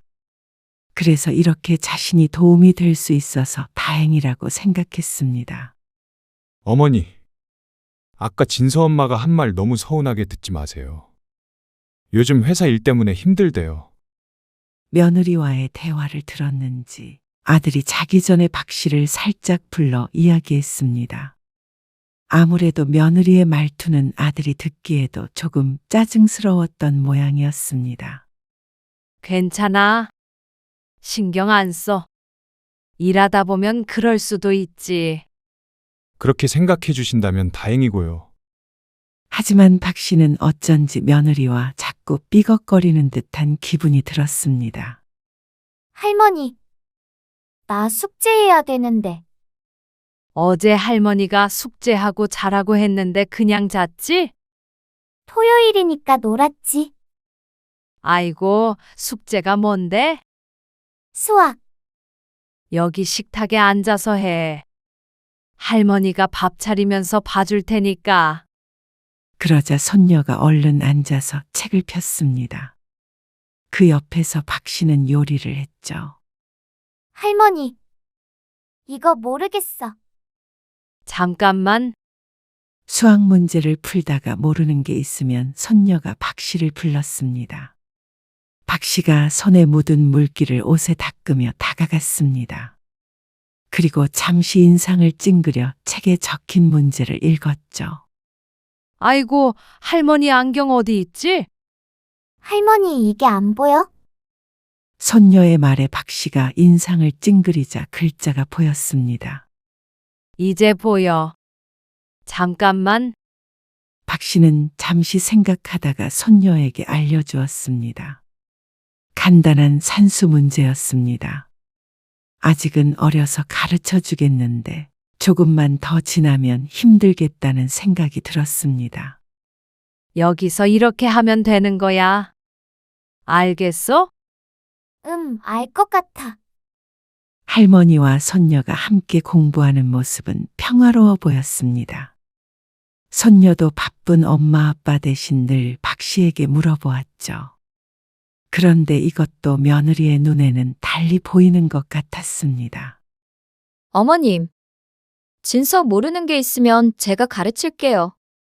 어머님도 바쁘시잖아요. 웃으며 하는 말에 박 씨도 대수롭지 않게 대꾸했습니다. 괜찮아. 잠깐씩 봐주는 건데 뭘. 박 씨는 하던 일을 마저 하기 위해서 냉장고 문을 열었습니다. 그런데 며느리가 바란 대답은 그게 아니었던 모양이었죠. 요즘 교육 과정이 옛날이랑 많이 달라졌어요. 특히 수학은 체계적으로 가르쳐야 해서요. 말은 공손했지만 속뜻은 분명했습니다. 체계적으로 가르쳐야 하니 박 씨는 손녀의 공부에 훈수를 두지 말라는 말인 듯 했습니다. 아, 그래? 그럼 너희가 알려줘. 나는 잘 모르니까. 박 씨가 어색한 미소를 지으며 싱크대 앞에 섰습니다. 뒤에서는 식탁에 앉아서 아이에게 설명하는 며느리의 목소리가 들렸습니다. 밥 먹자. 박 씨의 역할은 분명해 보였습니다. 그리고 그게 손녀의 공부를 알려주는 것은 아니었고 말이죠. 아, 어머님. 저 내일부터 월, 화, 수는 집에서 일해요. 그래? 컴퓨터로 하는 거야? 네. 방에서 일하니까 신경 쓰지 마세요. 그런데 신경을 안 쓸 수가 없었습니다. 집에서 일을 하면 종일 안 나간다는 소린데 그러면 점심도 챙겨야 하나 싶었습니다. 점심은 그냥 간단히 먹으려고요. 샌드위치나 김밥 같은 걸 먹겠다고 했습니다. 그리고 그걸 만들어야 하는 사람은 물론 박 씨였습니다. 그래도 며느리의 말대로 며느리가 방에서 나오는 일은 거의 없었습니다. 어머님, 재택 근무할 때 거실에서 TV는 좀 자제해 주세요. 집중해야 하는 일인데 자꾸 말소리가 들리는 것 같아서 신경 쓰여요. 아, 그랬어? 거기까지 들릴 줄은 몰랐네. 한바탕 집안일을 하고 남는 시간에 잠깐 쉬면서 드라마를 켜놓았는데 그게 들렸던 모양이었습니다. 그런데 하루에 한두 시간, 그 시간이 박 씨의 유일한 낙이었습니다. 저녁에 손녀가 오면서부터는 그렇게 한가하게 보낼 시간이 없었기 때문이었습니다. 아니면 이어폰 쓰세요. 요즘에 이어폰도 연결할 수 있던데요. 박 씨의 시무룩한 표정을 보았는지 며느리가 말했습니다. 감사해요, 어머님. 부탁드릴게요. 웃으며 방으로 들어가 버리는 며느리를 박 씨는 어쩐지 쓸쓸한 눈빛으로 바라보았습니다. 이럴 때마다 박 씨는 견디기가 힘들었습니다. 박 씨는 집에서 마음대로 할 수 있는 게 없어 보였습니다. 평화로운 혼자만의 시간도 없었고 언제나 전쟁 같은 하루하루를 보냈습니다. 아들네와 함께 살기 전과는 무척 다른 삶이었습니다. 가족들과 함께 살아서 좋지만 그 때문에 포기해야 하는 것들도 분명히 있었습니다. 그리고 무엇보다 가장 마음이 좋지 않은 것은 아들의 변화였습니다. 예전에는 어머니 고생이 많으시다. 어머니 덕분에 애도 잘 크고 있다 하며 박 씨의 손을 잡아주던 아들이 이제는 다르게 말했습니다. 어머니가 이해하세요. 진서 엄마도 다 생각이 있죠. 직장일 하면서 이것저것 신경 쓰기 힘들 거예요. 처음 합가하고 나서는 박 씨와 며느리 사이에 무슨 일이 있기라도 하면 적극적으로 나서서 중재를 하려고 했던 아들이었습니다. 그런데 이제 같이 산 지 5년이 되어가니 아들도 지친 것인지 귀찮은 것인지 뭐든 다 박 씨에게 이해하라고 했습니다. 그래서 가끔은 외로움을 느낄 때가 있었습니다. 자식과는 함께 사는 만큼 더 이상 물리적으로 가까워질 수 없었지만 심리적인 원인이었습니다. 어쩔 때는 박 씨는 혼자만 덩그러니 남아있는 느낌이었습니다. 그리고 그날도 평범했습니다. 목요일이라 며느리가 출근을 했습니다. 손녀도 학교에 데려다주고 빨래를 개어 각자 방에 넣고 있었습니다. 아이고, 지저분하네. 며느리의 책상이 어수선했습니다. 어제까지 재택근무를 해서 그런지 커피잔이나 간식 같은 것들이 놓여져 있었고 종이들도 어질러져 있었습니다. 종이는 건드리지 않게 조심하면서 빈잔 2개를 집어들었습니다. 그러고서 뒤를 돌려던 찰나에 박 씨의 눈길을 사로잡는 것이 있었습니다. 무심코 쳐다봤을 뿐인데 왜 시어머니라는 단어가 그렇게 눈에 띄었던 것인지 몰랐습니다.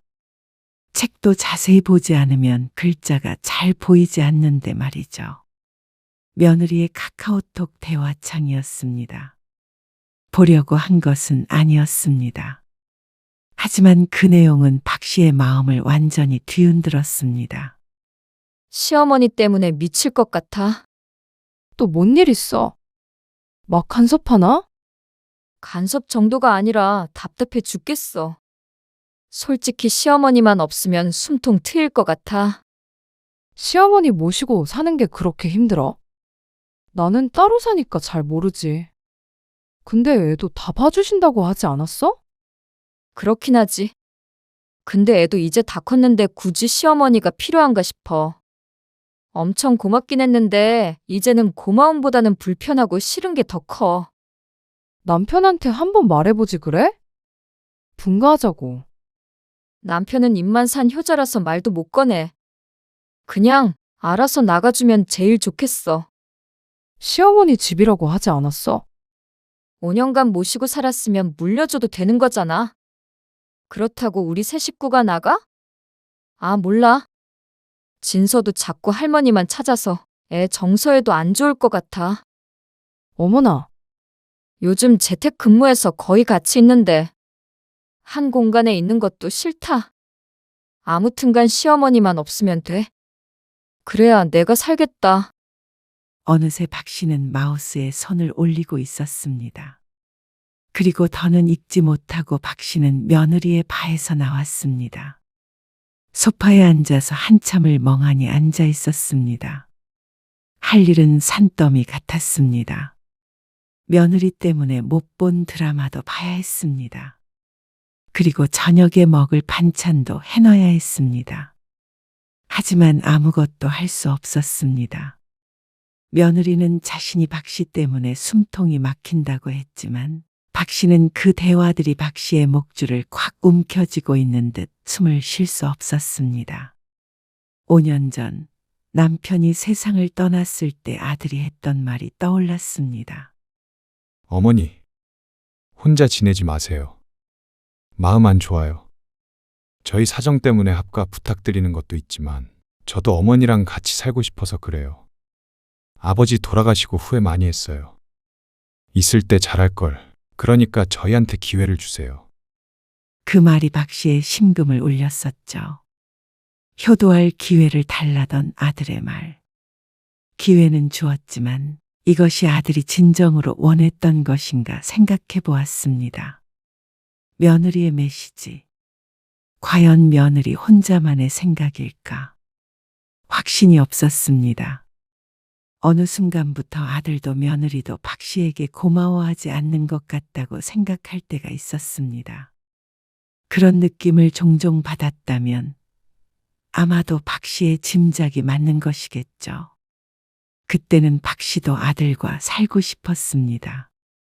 혼자 남은 것이 두려웠고 적막한 집에서 남편을 그리워하며 지내는 것도 견디기 힘들었습니다. 그래서 아들 며느리와 그리고 손녀와 함께 사는 게 위로가 되었습니다. 하지만 이제 더 이상 그게 서로의 행복이 아니라면, 자신의 존재로 인해서 아들네가 불행하다면 박 씨도 받아들여야 했습니다. 그리고 그토록 내 존재가 싫어서 같은 공간에 있는 게 싫다면 박 씨는 이번에도 며느리의 소원을 들어주기로 마음먹었습니다. 들어올 때도 며느리 마음대로였고 나가는 것도 며느리 마음대로니까 박 씨는 나쁜 시어머니라고 볼 수는 없을 것이었죠.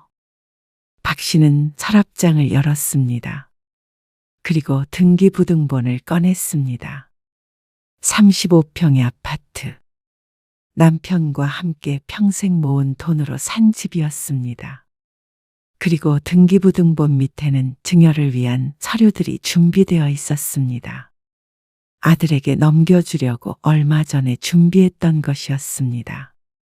몇 달 전에 며느리가 했던 얘기 때문이었습니다. 손녀딸 학교에 같이 다니는 친구의 학부모가 박 씨의 집 등기부등본을 떼보았다는 것이었습니다. 아들의 이름이 아닌 박 씨의 이름이 있으니 그 학부모가 며느리에게 넌지시 물어보았다고 했습니다. 전세인지 월세인지 말이죠. 그래서 창피해서 혼났다며 하소연했던 것을 계속 마음에 두고 있었습니다. 그래서 아들 며느리가 안 바쁠 때 넘겨줄 생각을 하고 있었습니다. 틀림없이 줘야지. 어차피 같이 사는 거 명의가 뭐가 중요하겠나. 스스로 설득해서 결정한 일이었습니다. 박 씨는 다른 서랍을 열었습니다. 그곳에서 꺼낸 가위로 미리 작성해 두었던 증여계약서를 잘라버렸습니다. 서걱서걱 종이 잘리는 소리와 함께 박 씨의 마음도 조각이 났습니다. 그날 저녁부터 박 씨는 달라졌습니다. 며느리를 대하는 것이 예전과 같을 수는 없었습니다. 하지만 내색하지 않고 조용히 관찰했습니다. 며느리가 무슨 생각을 하는지, 자신을 어떻게 대하는지, 그리고 무릎을 탁 치고 싶은 심정이 되었습니다. 여태까지 왜 몰랐나 싶었습니다. 눈치가 없다고 생각하지 않았는데 며느리의 말 한마디 한마디가, 행동 하나하나가 시어머니인 자신을 밀어내고 있었는데 말이죠. 어머님, 진서한테 과일 주셨어요? 아까 간식으로 수박 조금 줬어. 수박이 얼마나 살찌는데요? 앞으로 먹고 싶다고 하면 사과 반쪽만 주세요. 과일도 이것저것 먹어야 좋지. 살만 찐다니까요. 수박 맛 모르는 것도 아니고 살 한 번 찌면 빼는 게 더 괴로워요. 아이고, 그래, 알았다. 옛날이야 건강이고 뭐고 모르고 그냥 막 쪘죠. 근데 그건 무식한 부모들이 그러는 거고요. 요즘엔 안 그래요. 뭐? 무식? 아니, 어머님이 무식하다는 게 아니고요. 저도 제 딸 안 좋은 거 안 해요. 그러니까 좀 따라주셨으면 좋겠어요. 그래요. 어머니, 애엄마가 하라는 대로 하세요. 요즘엔 그런다잖아요. 지나가던 아들이 귓구멍을 후비며 말했습니다. 어떤 대화를 나누는지는 크게 관심이 없어 보였고 그냥 둘이 실랑이를 하고 있는 장면이 불편할 뿐인 듯 했습니다. 하지만 결국은 며느리 말이 다 맞다는 아들. 박 씨는 그 순간 결심을 굳혔습니다. 아무렴 며느리 말이 다 맞지. 그러니까 며느리 하고 싶은 대로 해주자 하고 말이죠. 집을 내놓으려고 하는데요. 파시려고요. 팔아도 되고 전세를 놔도 되고요. 빨리 되는 대로 해주세요. 이 아파트예요. 박 씨는 다음 날 곧장 아파트 단지 내에 있는 부동산으로 찾아갔습니다. 그러면 전세가 빠르죠. 전세 수요가 많으니까요. 시세대로 해주세요. 네. 금방 나갈 거예요. 그 말에 박 씨는 서둘러 다른 부동산을 알아보았습니다. 박 씨는 고향에 있는 단독주택을 알아봤습니다. 바닷가 마을에 있는 아담하고 예쁜 집이 좋겠다 싶었습니다. 그리고 일주일 뒤 전세 계약을 하고 싶다는 사람이 나왔습니다. 이사 날짜는 3주가 남아 있었죠. 그렇게 전세 계약이 성사됐습니다. 전세 보증금은 무척 큰 돈이었습니다. 적금 들어놓은 것도 있었고 노후 준비는 되어 있었습니다. 그리고 전세 계약이 된 날, 박 씨는 평소처럼 저녁을 준비했습니다. 손녀가 좋아하는 계란말이와 멸치볶음도 했습니다. 박 씨는 헤어짐을 준비했습니다. 사실 준비하고 말고 할 것도 없었습니다. 마음먹은 그 순간 이미 마음속에서는 이별을 한 것이었습니다. 손녀를 보면 마음이 아팠지만 그렇다고 이렇게 살 수는 없었습니다. 식사를 마치고 박 씨가 평소와 같은 목소리로 말했습니다. 이 집 전세로 내놨어. 다음 달 초에 나가야 해. 순간 정적이 흘렀습니다. 며느리의 눈이 커졌고 아들은 당황한 표정으로 입을 벌렸습니다. 갑자기 왜요? 어디로 이사 가시려고요? 나는 바닷가 쪽으로 집을 알아봤어. 나는 일하니요. 그러면 혼자 가시게요? 그러면 저희는 할머니, 우리 이사가? 진서야. 엄마랑 아빠랑 진서는 다른 집에서 살게 될 거야. 할머니랑 같이 말고 갑자기 이게 무슨 소리예요? 이미 세입자랑 계약했어. 계약금도 받았고 이제 너희도 새 집 구하면 돼. 무슨 돈으로요? 전세금 저희 주실 거예요? 그 돈은 내 집 구해야지. 그러자 아들도 며느리도 할 말을 잃었습니다. 그리고 박 씨가 며느리를 향해 물었습니다. 좀 어떠니? 네? 뭐가요? 지금 심정이 어떠냔 말이야. 지금 저 놀리세요, 어머님. 당연히 당황스럽죠. 갑자기 이렇게 쫓아내시면 당연히 화가 나죠. 이상하네. 숨통이 트이지 않아? 무슨 말씀이세요? 아까부터 왜 알 수 없는 말만 하세요? 진서 엄마가 나랑 같이 살면 숨 막힌다고 내가 나가줬으면 한다고 했잖아. 그래야 숨통이 트인다고 같은 공간에 있는 것도 싫다고. 그래서 나간다는데 이제 좀 숨 좀 쉬어줘? 며느리는 얼굴이 새하얘졌고 아들은 새빨개졌습니다. 그 색에 대비해 어쩐지 웃음이 날 것 같았습니다. 내가 또 며느리 말을 잘 듣는 시엄마라. 우리 며느리 소원 들어주려고 마음먹었어. 지금 장난하세요? 얼른 계약 취소하세요. 그러면 네가 계약금 토해낼래? 돈 있니? 아니, 돈이 없는데 갑자기 집은 어떻게 구하라는 말씀이세요? 5년 동안 흥청망청 잘도 살았나 보다 하는 생각이 들었습니다. 이 집이 자신들의 것이라 생각하면 영 말도 안 되는 일은 아니었습니다. 부지런히 집 구해. 아니, 그러면 진서는 누가 키워주고 저희 맞벌이는 또 어떻게 하라고? 진서도 다 커서 내 도움은 필요 없다던데. 자꾸 아까부터 무슨 말씀하세요? 진서 엄마가 그래요? 당신 이게 무슨 말이야? 그건 진서 엄마가 잘 알 거야.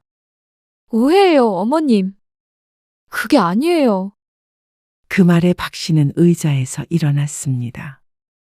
더 이상은 할 말이 없었습니다. 잠시만요. 이대로 쫓아내는 건 아니죠. 쫓아내다니? 쫓겨나는 건 나야. 박 씨는 며느리의 대화를 보고 많은 생각을 했습니다. 같이 살면서 두고두고 구박을 해줄까? 아니면 여태 얹혀 산 비용을 받을까? 그런데 아무리 생각해도 이게 가장 확실한 방법이었습니다. 내 존재는 이제 더 이상 필요 없는 것 같으니까 나 없이 잘 살아봐라. 그동안 자신들이 누린 게 무엇이었는지 스스로 깨달을 날이 올 것이었습니다. 박 씨가 다 해주면서도 박 씨가 없었다면 아들 며느리가 얼마나 힘들었을까 안쓰러웠던 적이 있었습니다. 그걸 아들과 며느리만 몰랐죠. 아들도 며느리도 이사를 나가는 그 순간까지 박 씨를 붙잡으려 했습니다. 어머님, 제 진심이 아니었어요. 진서를 봐서라도 마음 돌려주세요. 어머니, 제가 진서 엄마 단속을 못했어요. 제가 단단히 정신 차리도록 말했으니까 계약 취소해 주세요. 네가 만약 그 대화를 봤는데도 이렇게 나를 말리는 거라면 나는 이 집을 나가서도 네 엄마는 안 한다. 하지만 박 씨는 이번만큼은 그 어느 때보다도 냉정했습니다. 박 씨의 단호한 의지 앞에 결국 아들은 포기할 수밖에 없었습니다. 박 씨가 짐을 빼기 전에 아들과 며느리네가 이사를 나갔습니다. 월세집을 구해서 나간다고 들었습니다. 박 씨는 어디로 가는지 묻지 않았습니다. 그리고 얼마 안 돼서 박 씨도 집을 구해 나갔습니다. 바닷가 마을의 작은 단독주택이었습니다. 창문을 열면 바다가 한눈에 보였고 작은 정원에는 계절꽃들이 피어 있었습니다. 박 씨는 오랜만에 자신만의 시간을 가질 수 있었습니다. 아침에 늦잠도 자보았고 누구 눈치도 보지 않고 드라마도 볼 수 있었습니다. 하지만 그것이 전부는 아니었습니다. 나와 한 공간에 있는 것조차 싫다는 사람과 떨어지니 박 씨도 이제서야 좀 숨을 쉴 수 있을 것 같았습니다. 며느리에게 받은 상처는 깊고 깊었습니다. 그리고 아들도 마찬가지였습니다. 떠올리기만 해도 아직은 가슴이 아팠습니다. 마을 사람들은 친절했고 동네 사람들과는 금세 친해졌습니다. 텃밭도 가꾸다 보면 시간 가는 줄 몰랐습니다. 손녀와는 가끔씩 전화 통화를 했습니다. 손녀를 통해서 아들과 며느리에 관한 소식도 종종 들었습니다. 그 정도가 딱 좋았습니다. 그 정도 거리가 부모 자식 간에 더 이상 바닥을 보이지 않는 거리였습니다. 박 씨는 며느리의 소원을 이루어 주었지만 어쩌면 자신도 이걸 바라왔는지도 모른다고 생각했습니다. 아들 며느리가 좋다면 나도 좋다 하고 자기 암시를 했지만 결국 5년간 자식을 위해 희생한 것은 변함없는 사실이니 말이죠. 박 씨도 이제는 숨통을 트고 살고 싶었습니다. 눈칫밥 먹으며 살아보니 외로움은 별것 아니었습니다. 다 스스로 마음먹는 것에 달려 있었죠. 바닷바람이 박 씨의 머리카락을 살랑거렸습니다. 그리고 그제서야 박 씨는 비로소 웃었습니다.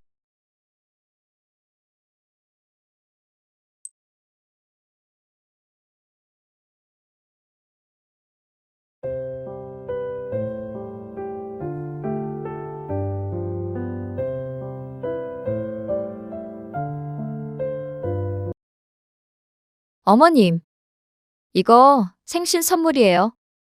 아니, 뭐하러 이런 걸 준비했어?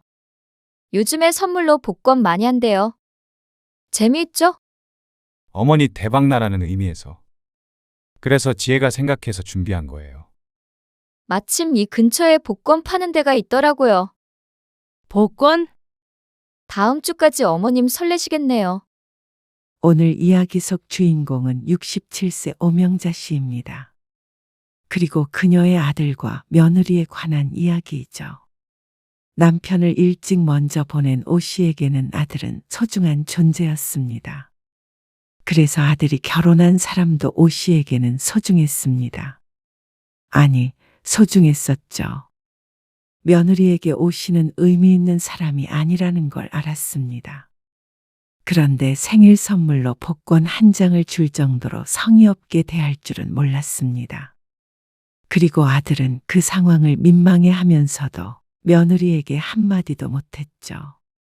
아들 며느리에게 물질적으로 큰 것을 바라는 것이 아니었습니다. 하지만 적어도 안사돈과 차별받는 서러움은 느끼지 않았으면 했습니다. 어쩌면 내 자식인 아들의 잘못이 크겠죠. 하지만 며느리의 태도만 봐도 알 수 있었습니다. 얼마나 자신을 멸시하고 우습게 여기는지를 말이죠. 오 씨는 더 이상 며느리를 소중히 대할 수 없었습니다. 그리고 아들도 이제는 마음속에서 떠나보내야 하는 때가 왔다고 생각했습니다. 아니, 이미 떠났던 걸 오 씨만 모르고 있었는지도 몰랐습니다. 그러니까 이렇게 가슴이 찢어질 듯 아픈 것이겠죠. 오 씨는 연을 끊을 때 끊더라도 며느리에게 가르침을 주고자 했습니다. 자신이 생각 없이 했던 행동이 얼마나 치졸한 짓이었는지 많은 사람들 앞에서 알려주려고 마음먹었습니다. 오 씨는 아들이 하나 있었습니다. 그리고 남편은 아들이 고등학생일 때 교통사고로 눈을 감았습니다. 혼자서 자식을 키우느라 꽤나 고생을 하며 살았습니다. 그래도 아들이 바르게 커주었고 좋은 직장에도 들어가서 오 씨는 만족했습니다. 비록 풍족한 삶은 아니었고 앞으로도 그럴 테지만 아들만은 잘 살 것이라고 믿었습니다. 그런 아들이 34이 되었을 때 결혼을 했습니다. 3살 연하의 예쁜 아가씨를 결혼할 사람이라고 데려왔죠. 오 씨는 며느리가 처음 인사 오기 며칠 전부터 분주했습니다. 단골 미용실에서 파마까지 새로 하고 평소 아끼던 옷도 꺼내 입었죠. 그리고 음식 준비는 말하면 입만 아팠습니다. 이른 아침부터 몇 시간 동안 고생해서 상다리 부러지도록 차렸습니다. 어머님, 처음 뵙겠습니다. 서지혜라고 해요. 앞으로 잘 부탁드릴게요. 핑크빛 투피스를 입은 며느리는 오 씨에게 허리를 굽혀 인사했습니다. 고개를 숙이는 몸짓은 단아했고 웃는 얼굴에는 애교가 가득했습니다. 오 씨는 며느리의 손을 잡으며 반갑게 맞이했습니다. 식사 중에도 오 씨는 부지런히 며느리 앞으로 접시를 밀어주었습니다. 어머님도 많이 드세요. 그러면 며느리도 오 씨의 앞으로 갈비찜을 밀어주었습니다. 아이고, 아가씨가 참 싹싹하기도 하지. 오 씨의 얼굴에 미소가 번졌습니다. 아들이 좋은 사람을 만났구나 싶어서 마음이 흐뭇했죠. 아들과 며느리는 곧 결혼 날짜를 잡았습니다. 양가에 인사를 하자 속전속결이었습니다. 빠른 날짜에 예식장이 있다며 그게 아니면 1년 반 뒤에나 결혼할 수 있다는 말에 서둘렀습니다. 그런데 막상 결혼을 하고 나니 그렇게 친절하고 싹싹했던 며느리의 다른 면모를 종종 보게 되었습니다. 당연한 일이긴 했습니다. 한 번 봤을 때와 10번 봤을 때 같은 사람은 없을 테니 말이죠. 어머니, 저희 명절 당일에 갈 수 있을 것 같아요. 무슨 일 있니? 잠깐 처가에 좀 들렸다가 가야 해서요. 사돈네는 왜? 처남이 전날에 오는데 명절 아침에 가면 처남은 또 처남 처가에 가야 하잖아요. 그래서 미리 가서 만나고 싶다고 하더라고요. 결혼하고 첫 해 명절을 며칠 앞두고 아들이 전화를 했습니다. 명절 전날에 와서 하루 정도는 같이 시간을 보내고 싶었는데 며느리의 남동생을 만나려면 전날에 처가에 가야 한다고 했죠. 그 남동생도 자신의 집에 명절 전날 가는 것일 텐데 오 씨는 아들을 당일에 봐야 하니 조금 불공평하다는 생각도 들었습니다. 하지만 그날이 아니면 며느리도 남동생과 함께 시간을 보낼 수 없을 테니 오 씨가 이해하자 싶었습니다. 첫 명절이라 그런 거라고 생각했죠. 그리고 처가에 먼저 가는 거면 명절 당일에 하룻밤 묵고 가는 거 아닌가 생각하기도 했습니다. 그래. 거기 먼저 갔다가 아침에 와. 자고 갈 거지? 지혜 갈비찜 좋아해요. 아들이 대답을 얼버무리더니 말을 돌렸습니다. 오 씨는 안 그래도 갈비찜을 하려고 고기를 사두었기에 거기에 대답했습니다. 그래.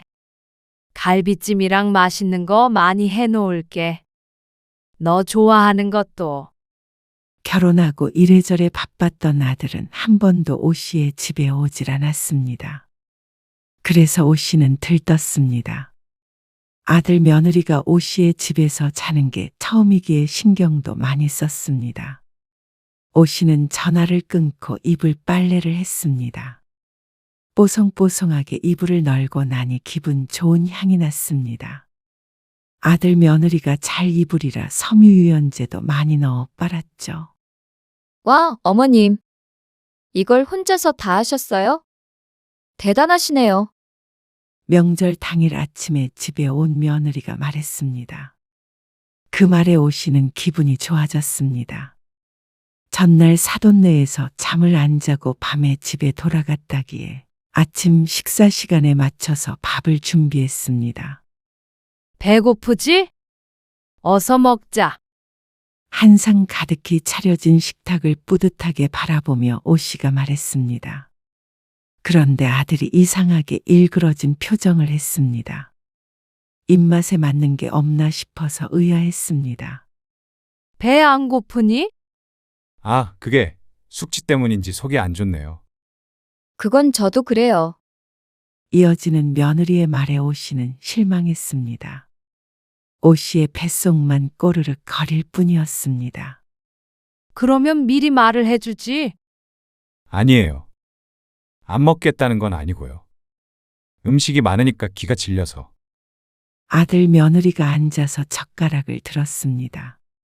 그런데 속이 안 좋다는데 젓가락질이 시원할 리가 없었습니다. 결국 그 앞에서 밥을 먹은 오 씨도 얹히는 기분이 들었습니다. 식사 내내 아들과 며느리는 처가에서 있었던 일로 이야기꽃을 피웠습니다. 그 앞에서 오 씨만 이방인처럼 앉아서 눈만 꿈뻑거렸죠.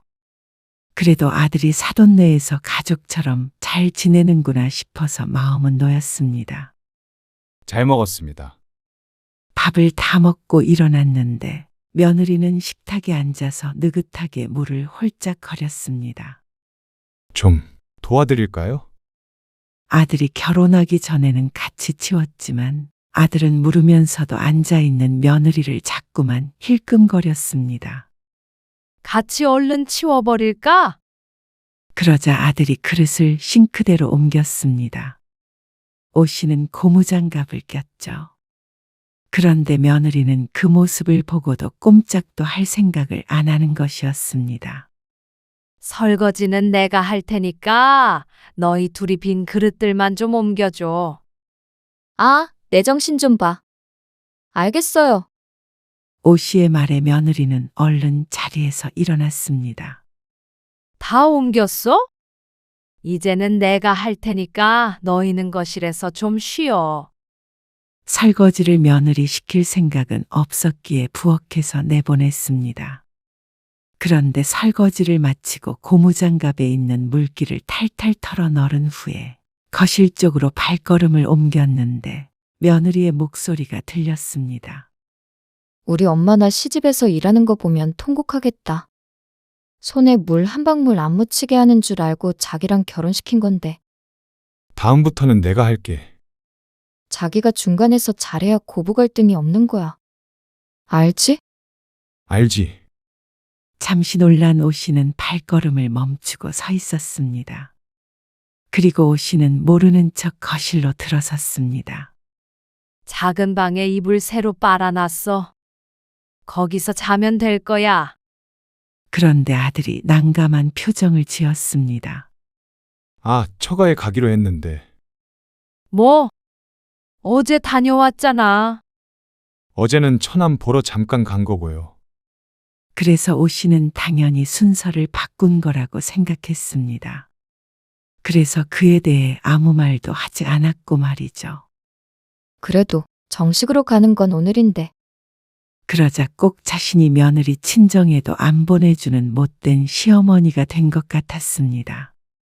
그런데 억울한 것은 억울한 것이었습니다. 어제 내내 친정에 있었으면 적어도 오늘은 오 씨의 집에서 시간을 보내는 게 맞지 않나 싶었습니다. 하지만 아들이 양쪽으로 자꾸만 눈치를 보기에 한숨만 나올 뿐이었습니다. 다음에는 자고 갈게요. 아들이 먼저 말했습니다. 그러니까 이번에는 보내달라는 뜻이었죠.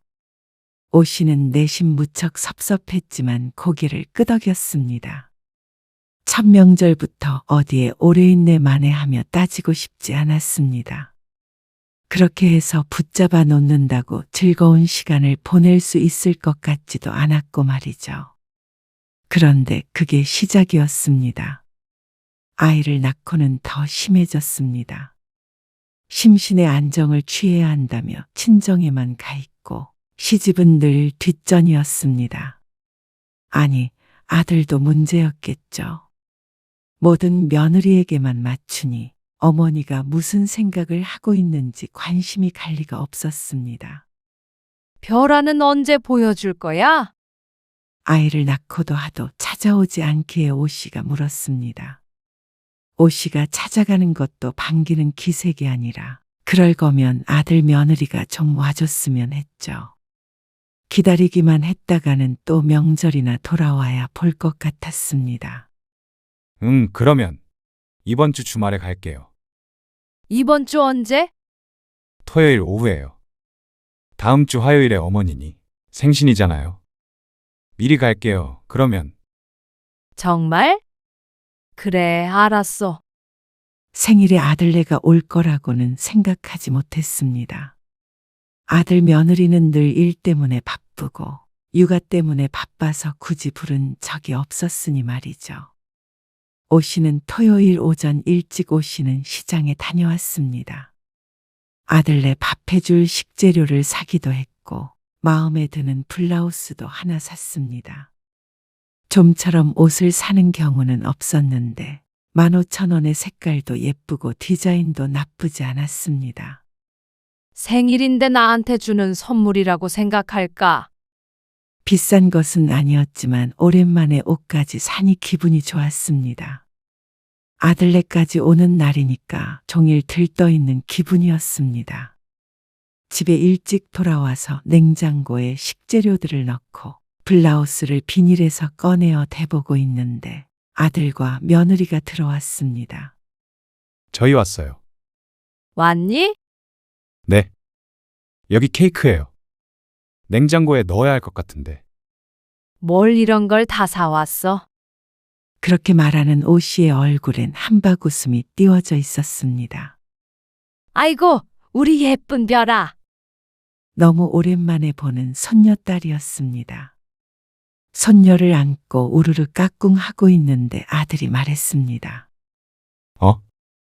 어머니, 이 블라우스 사셨어요? 아들이 오 씨의 블라우스를 보더니 고개를 갸웃거렸습니다. 이거 장모님 선물 드린 거랑 엄청 비슷하네. 비싸던데. 말끝을 흐리다가 아차 싶었는지 얼른 입을 다무는 아들. 그때 갑자기 며느리가 끼어들었습니다. 맞아요. 백화점 다녀오셨어요? 저번에 저희 엄마 생신에 진석 씨랑 같이 고른 건데. 40 얼마 했지? 근데 아들은 알 것이 분명했습니다. 오 씨가 백화점에 가서 40만 원이 넘는 블라우스를 살 일이 없다는 사실을 말이죠. 백화점에서 산 건 아니고 비싼 거 아니야. 그러자 며느리가 대꾸했습니다. 에이, 그래도 디자인이 엄청 비슷해요. 어머니는 뭐 가성비 있게 사신 거죠, 그럼. 예쁘긴 해요. 하지만 그 말이 위로가 되지는 않았습니다. 오 씨는 직접 산 시장표 블라우스, 안 사도는 아들네가 선물로 준 백화점 블라우스. 가성비의 문제가 아니라 디자인은 같아도 그 값어치가 같을 수는 없었습니다. 어쩐지 자식에게 자신이 시장통 블라우스 정도의 존재인 것만 같은 기분을 지울 수가 없었습니다. 하지만 그 블라우스를 며느리가 아기를 가지고 차인하게 사준 것도 아니고 오 씨 손으로 직접 산 건데 질투하는 것이 참 치사스럽게 느껴졌습니다. 손녀를 보고 있는데 며느리가 조심스럽게 얘기를 꺼냈습니다. 어머님, 지난번에 별아 돌잔치에 입히라고 옷 보내주셨잖아요. 손녀의 돌잔치가 한 달 반 앞으로 다가왔습니다. 그래서 오 씨가 아이가 입을 하얀 원피스를 사서 아들네 집으로 택배를 보냈습니다. 그게 보름 전이었습니다. 이렇게 올 줄 알았으면 직접 전해줄 걸 하고 생각하고 있는데 며느리가 말을 이었습니다. 그런데 저희 엄마가 벼라 한복을 맞춰놔서요. 아무래도 그걸 입혀야 할 것 같아요. 아, 한복? 오 씨도 생각을 안 했던 바는 아니었지만 거추장스럽고 불편할 것 같아서 나중에도 입을 수 있는 원피스를 선택한 것이었습니다. 그래서 비싼 옷가게에 가서 15만 9천 원을 주고 큰맘 먹고 산 것이었습니다. 그런데 한복을 맞춰서 원피스는 못 입히겠다고 하는 며느리. 원피스 입히겠다고 해서 원피스로 사준 건데. 그랬는데. 그래도 특별한 날이니까 한복이 나을 것 같아서요. 사준 것은 오 씨가 먼저인데 안사돈의 선물에 밀려난 듯 했습니다. 그래, 알았다. 어쩔 수 없지. 괜찮다고 웃었지만 속은 어쩐지 쓰렸습니다. 오 씨는 저녁 먹을 준비를 했습니다. 나름 생일상이라고 잡채도 있었죠. 그리고 가운데에는 아들이 사온 케이크가 놓였습니다. 생신 축하드려요. 생신 축하드려요. 아들 며느리의 축하에 어쩐지 눈물이 찔끔 날 것 같았습니다. 손녀까지 곁에 있으니 세상을 다 가진 기분이었습니다. 그동안 힘들었던 인생의 보상을 받은 것만 같은 기분이었죠. 그때 며느리가 가방에서 봉투 하나를 꺼냈습니다. 어머님, 이거 생신 선물이에요. 발랄하게 말하는 며느리의 손에 들린 봉투를 오 씨가 건네받았습니다. 아니, 뭐하러 이런 걸 준비했어? 오 씨는 그 안에 돈이 들었다고 생각했습니다. 무척 가볍기는 했지만 봉투에 넣어줄 것이 그것밖에 더 있나 싶었습니다. 힘들게 돈 벌어서 자신의 생일 선물로 건네는 아들 며느리를 보니 마음이 뭉클했습니다. 오 씨도 아들 내외에게 그리고 손녀에게 많이 베풀고 싶어졌습니다. 그런데 봉투를 여는 순간 오 씨는 자신의 눈을 의심했습니다. 그리고 믿기지 않았습니다. 사실 지난번에 돌잔치 이야기가 처음 나왔을 때 며느리에게 따로 연락을 받았습니다. 돌잔치 비용을 조금 보태줬으면 한다는 전화를 말이죠. 오 씨도 넉넉한 형편은 아니었고 며느리의 부탁이 갑작스러웠지만 오래 고민하지 않고 100만 원을 송금해줬습니다. 결혼할 때 해준 것이 많이 없기에 늘 며느리에게 미안한 감정이 있었는데 첫손녀의 돌잔치엔 도움을 주고 싶었습니다. 100만 원이면 오 씨가 한 달도 생활할 수 있는 돈이었습니다. 그래도 아깝다는 생각은 들지 않았습니다. 그런데 봉투에 들은 것은 종이 한 장이었습니다. 복권이었죠. 봉투를 뒤집어 보자 그제서야 무언가 적혀 있는 걸 발견했습니다. 행운 가득하세요. 봉투에서 복권을 꺼내들며 잠시 말이 없자 며느리가 말했습니다. 요즘에는 선물로 복권도 많이 해요. 재미있죠? 5천 원짜리 복권 한 장을 선물이라고 내미는 며느리. 그냥 보통 때 만나서 건네는 것이었다면 오 씨도 재밌다고 맞장구 쳤을 것이었습니다. 하지만 오늘 만난 건 오 씨의 생일 때문이었고 이건 오 씨의 생일 선물이었습니다. 어머니 대박나라는 의미에서. 그래서 지혜가 생각해서 준비한 거예요. 오 씨는 그 안에 무슨 의미가 담겼건 간에 며느리에게 5천 원짜리 생일 선물을 받고 기분 좋을 사람은 없을 것 같았습니다. 이래도 좋다 저래도 좋다 하는 오 씨이지만 이건 조금 충격적이었습니다. 그리고 안 사돈 생일 선물로 40만 원짜리 블라우스를 사줬다는 걸 들었는데 오늘 이걸 받으니 기분은 더 바닥으로 곤두박질 쳐졌습니다. 정말 이럴 줄 모르고 이런 선물을 준비한 것인지 궁금했습니다. 아들이 오 씨의 눈치를 봤습니다. 그리고 며느리는 오 씨의 반응을 대수롭지 않게 생각했습니다. 마침 이 근처에 복권 파는 데가 있더라고요. 그렇다면 미리 준비했던 것도 아니라는 뜻이었습니다. 오 씨는 웃으려고 애썼지만 웃음이 잘 나오지 않았습니다. 아들 며느리에게 물질적으로 바라는 게 없다고 생각했지만 아무리 그래도 오 씨도 사람이었습니다. 다른 누군가와 비교되고 업신여김을 받고 있다고 생각하면 누구도 기분 좋을 사람이 없었습니다. 그리고 그게 내 자식에게 당하는 일이라면 더욱 비참하게 느껴졌습니다. 다음 주까지 어머님 설레시겠네요. 복권 당첨 발표를 기다리며 일주일 동안 설레는 기분을 자신이 선물 준 것이라면서 웃기까지 했습니다. 말만 들으면 정말 좋은 뜻으로 준 것 같은데 글쎄. 오 씨는 의문이었습니다. 자신의 친정엄마 생일 선물에도 복권 한 장으로 끝내는지 말이죠. 그리고 오 씨는 정답을 알고 있었습니다. 너무 서운하게 생각하지 마세요, 어머니. 지혜도 어머니를 가깝게 생각하니까 거창한 선물 대신에 의미 있는 게 더 좋다고 생각한 것 같아요. 때리는 시어머니보다 말리는 시누이가 더 밉다는 말을 이런 식으로 몸소 깨닫게 될 줄은 몰랐습니다. 시누이도 아니고 아들에 의해서 말이죠. 아들은 늘 이런 식이었습니다. 오 씨를 위로하는 것 같으나 결국엔 며느리를 감싸는 것이 불과했습니다. 명절에 처가만 챙기는 것도 오 씨를 뒷전으로 두는 것도 아들이었습니다.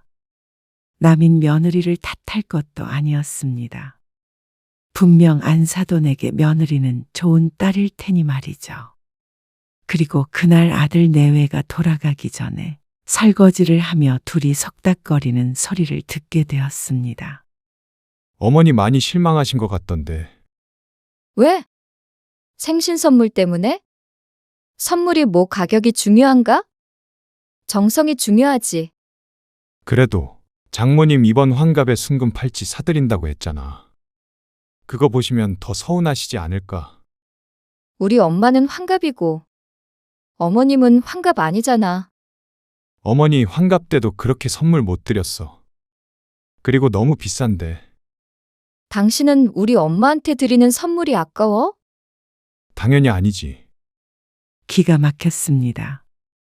손녀의 돌 며칠 뒤가 안사돈의 생일이라는 것은 들어서 알고 있었습니다. 환갑이라는 것도 말이죠. 하지만 안사돈 선물로 순금이 어쩌고 하는 것은 못 들었습니다. 사실 남의 환갑 선물이 무엇인지는 신경 쓸 일도 아니었습니다. 오 씨가 선물로 복권 한 장을 받기 전에는 말이죠. 그런데 충격적인 건 아들의 반응이었습니다. 아들은 비싸다고는 했지만 결국엔 수긍했습니다. 어머니에게는 아깝지만 장모에겐 아깝지 않은 모양이었죠. 너무 서러웠습니다. 이래서 아들 키워봤자 소용없다고들 하는 것 같았습니다. 아들의 태도에 며느리가 더 오 씨를 시모 대접을 안 해주는 것이었습니다. 아들이 부모를 소중하게 여겼다면 며느리도 결코 이런 식으로 시모를 홀대할 수는 없었을 테니 말이죠. 그동안 아무리 서운하고 서러워도 아들 며느리 둘이 잘 살면 됐다 싶었지만 그게 아니었습니다. 부모로부터는 자기 입속만 차리고 부모 대접도 제대로 안 하는 아들 며느리는 정신을 차려야 했습니다. 반성해야 했습니다. 오 씨의 비참한 기분을 알아야 했습니다. 오 씨는 복권을 아들을 향해 냅다 집어던지고 싶은 마음을 꾹 참았습니다. 지금 그럴 때가 아니었습니다. 순간 속은 시원할지 모르겠지만 결국엔 바뀌지 않을 것이었습니다. 아들 내외가 돌아가고 며칠 뒤 아들이 전화에 넌지시 말했습니다. 별아 돌잔치하고 4일 뒤가 장모님 환갑이세요. 그래서 모인 김에 선물 드리기로 했는데 어머니도 빈손으로 오면 좀 그러실까 봐. 그러니까 자기 장모의 선물을 챙기라는 말이었습니다. 기가 막혔습니다. 하지만 오 씨는 속내를 숨기고 말했습니다. 그래, 알았다. 그리고 얼마 뒤 오 씨는 안사돈을 줄 선물을 정성스레 포장했습니다. 드디어 손녀의 돌잔치가 있는 날, 가까운 가족만 모여 작게 잔치를 했습니다. 30명이 조금 넘는 인원인 듯 했습니다. 잔치가 어느 정도 진행되고 나서 오 씨의 아들이 자리에서 일어나 말했습니다. 우리 별아 첫 번째 생일 축하해 주셔서 감사드립니다. 그리고 장모님, 별아 예쁜 옷 준비해 주셔서 감사하고요. 안사돈을 향해 말하는 아들, 그리고 뿌듯하게 웃고 있는 사돈네 식구들. 오 씨는 돌잔치 비용을 보태주었지만 이름이 호명되지는 않았습니다. 여전히 혼자서 이방인이 된 것 같았습니다. 오 씨 쪽 가족도 몇 있었지만 다 해도 열이 안 됐습니다. 아들은 한참을 인사를 하더니 다시 자리에 앉았습니다. 그러고 식사를 하고 있는 사람들을 뒤로하고 안사돈에게 선물을 꺼내 보였습니다. 그때 말한 순금 팔찌인지 목걸이인지인 듯 했습니다. 어머나, 무슨 이런 선물을. 둥그런 식탁 맞은편에 앉아있는 안사돈이 한껏 기쁜 목소리로 말했습니다. 며느리도 무척 기분이 좋아 보였습니다. 그리고 그때 오 씨가 나서서 말했습니다. 사돈 축하드립니다. 여기는 제 선물이에요. 환갑이시라고 들었어요. 어머나, 이런 거 준비 안 하셔도 되는데. 오늘 별아 돌잔치인데 제가 호강하네요. 사양하듯이 말했지만 내심 기분이 좋은 게 느껴졌습니다. 이제 뭐지? 무척 고급스러워 보이는 포장의 안사돈의 얼굴이 상기되었습니다. 포장지를 뜯자 마찬가지로 고급스러운 상자가 보였죠. 대단한 걸 준비하신 모양인데요? 며느리는 안에 들어있는 것이 무엇인지도 모르고 옆에서 바람잡이처럼 사돈을 부추겼습니다. 그리고 며느리를 따라서 웃던 안사돈이 상자를 여는 순간 표정이 굳어졌습니다. 이게 뭐지? 어색한 웃음이 흘렀습니다. 오신의 테이블에서 벌어진 일이라 다른 사람들은 상황을 몰랐지만 오 씨의 테이블만은 정적이 흘렀습니다. 사돈, 이건 제 생일날 며느리가 저한테 준 귀한 선물이에요. 네? 행운이 가득하라고 대박 나라고 정성을 다해서 준비했다고 하더라고요. 그리고 중요한 건 선물 가격이 아니라고 그랬지. 마지막엔 오 씨가 며느리를 돌아보며 묻자 며느리의 얼굴이 울그락불그락해졌습니다.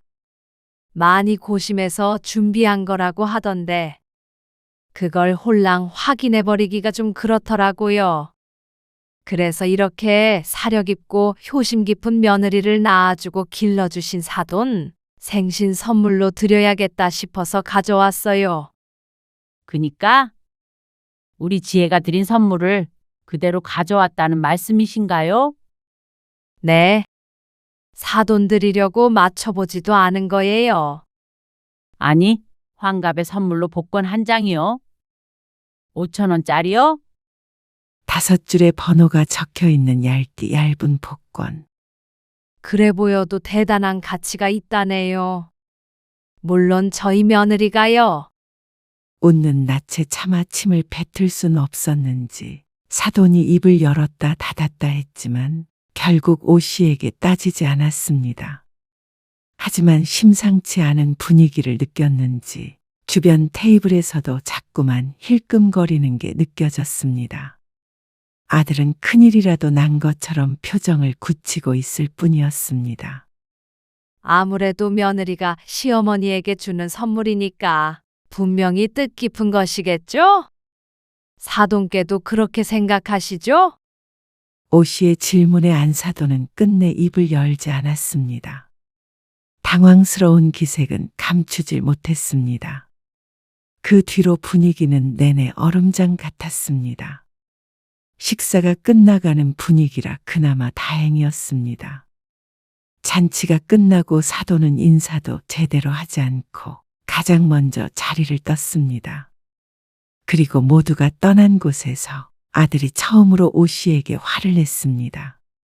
얼굴이 잔뜩 붉어진 채였습니다. 어머니, 아무리 그래도 이렇게까지 하셨어야 했어요? 뭐가? 그때 제가 분명히 설명드렸잖아요. 지혜가 그냥 그런 게 아니라고요. 그렇게 말하면 누가 알아들어? 그냥이 뭐야? 그냥 장난스럽게 드린 거잖아요. 장난? 내 생일은 장난이야? 안사돈 생일은 심각한 거고. 그런 말이 아니잖아요. 그걸 왜 들고 오세요? 왜 장모님한테 드리냐고요? 이번에는 어머니가 너무하셨어요. 저희 입장만 곤란해지게. 어머님 너무하세요. 왜 이 자리에서 저희를 망신 주려고 그러세요? 망신? 복권이 왜 망신이냐? 너희는 그럼 나한테 망신스러운 선물을 줬다는 거야? 잠시 말을 잃은 며느리. 그래도 뭐가 그렇게 억울한지 계속 울먹거렸습니다. 하도 좋은 선물이라길래 안사돈 환갑에 딱이겠다고 생각했는데 뭐가 잘못됐니? 서운하면 말로 하셔야지. 이건 정말 아니었어요. 다 있는 자리에서 유치하게 이러셔야겠어요. 난 도무지 이해가 안 간다. 너희는 나한테 이런 선물 줘도 되고 사돈한테 나는 이런 선물 주면 안 된다는 거야? 아니, 왜 자꾸 비꼬기만 하고 본질을 흐리세요? 헛웃음이 나왔습니다. 그런 말할 자격이나 있나 몰랐습니다. 본질? 본질이 뭔데? 너희가 나를 무시하는 거? 어머니, 만약 오늘 내 선물이 창피했다면 너희는 창피해야 하고, 내 선물이 자랑스러웠다면 너희도 자랑스러워 하는 게 맞겠지. 아들 며느리는 할 말을 잃었습니다. 오 씨는 먼저 자리에서 일어났습니다. 그런데 아무리 봐도 창피한 것 같은데, 나도 나한테 창피한 선물 준 아들 며느리에게 실망이다. 오 씨는 아들 내외를 남겨두고 집으로 돌아왔습니다. 속은 어느 정도 후련했지만 그렇다고 상실감마저 없는 것은 아니었습니다. 오늘부로 오 씨는 마음속에서 아들을 놓았습니다. 오 씨가 스스로를 소중하게 여겨야 남도 오 씨를 소중하게 생각하는 법이었습니다. 그렇다면 오 씨가 스스로 소중하게 여기는 방법은 이것이었습니다. 나를 함부로 생각하는 사람과는 멀어지기. 그것이 설령 친아들이어도 말이죠. 오 씨는 그날 이후로 아들의 전화를 받지 않았습니다. 그러자 평소에는 전화도 잘 안 하던 아들이 오히려 안달을 냈습니다. 정말 이러실 거예요? 아버지도 안 계신데 저한테 남은 가족이 어머니뿐인데 이렇게 연을 끊으려고 하시면 저는 어떻게 해요? 마지막이라고 생각하고 받은 전화통화에 아들이 말했습니다. 너한테 가족은 내가 아니라 별아랑 별아 엄마 그리고 처가 식구들 뿐이었잖아. 앞으로도 그럴 것 같고. 그러니까 넌 네 가족들하고 행복하게 지내. 나도 내가 알아서 잘 지낼 테니까. 어머니, 그러고 나서 반년간은 아들과 통화를 하지 않았습니다. 아들에게 장담했던 대로 오 씨는 오 씨 나름대로 잘 지냈습니다. 어차피 아들이나 며느리는 늘 바빠서 1년에 몇 번 보는 게 다였으니 오 씨의 생활에는 전혀 변화가 없었습니다. 명절에는 조금 쓸쓸했지만 오히려 서운함을 느끼는 것보다는 나았습니다. 늘 마이너스보다 제로가 나았죠. 그런데 아들네는 아닌 모양이었습니다. 7개월쯤 됐을 때 며느리에게서 전화가 왔습니다. 어머님, 죄송해요. 당시엔 오 씨의 잘못이라며 울던 며느리가 뜬금없이 마음을 바꾼 것이었습니다. 며느리는 울먹거리는 목소리로 그간에 있었던 일들에 대해 이야기했습니다. 처음엔 며느리 편을 들었던 오 씨의 아들이 시간이 지나며 며느리 탓을 했다고 했습니다. 그러면서 앞으로는 사돈에게도 선물은 복권으로만 드리자고 했다는 말을 꺼냈다는데 아들이 그런 말을 할 줄은 몰라서 오 씨도 내심 놀랐습니다. 저희 엄마도 복권이라면 치를 떨어요. 그래서 더 입장을 바꿔서 생각해보니까 제가 잘못했습니다. 어머님 생각을 안 했어요. 최근에는 꽤나 둘 사이가 삐걱거렸고 며느리는 오 씨와 화해해서 아들과의 사이를 돌려볼 생각인 것 같았습니다. 하지만 복권만이 오 씨가 연을 끄는 이유의 전부가 아니었습니다. 수없이 많은 상처의 마음에 문을 닫은 것이었죠. 그리고 그 문은 아직 열릴 기미가 안 보였습니다. 지나가다 복권을 봐도 그날 일이 안 떠오르면 그때 생각해보마. 그러고는 전화를 끊었습니다. 이제 오 씨는 아들네가 안 와도 손녀를 못 봐도 서운하지 않았습니다. 오히려 마음이 편했습니다. 더 이상 기대하지 않으니 실망할 일도 없었죠. 혼자 사는 외로움보다 자존심을 지키며 사는 게 이제는 더 중요했습니다. 오 씨는 이제 진짜로 자신만의 삶을 살아가기로 마음먹었습니다. 아들이 언젠가 진심으로 뉘우치고 돌아온다면 또 마음이 바뀔지는 모르겠지만 지금으로서는 이것이 최선의 선택이었습니다.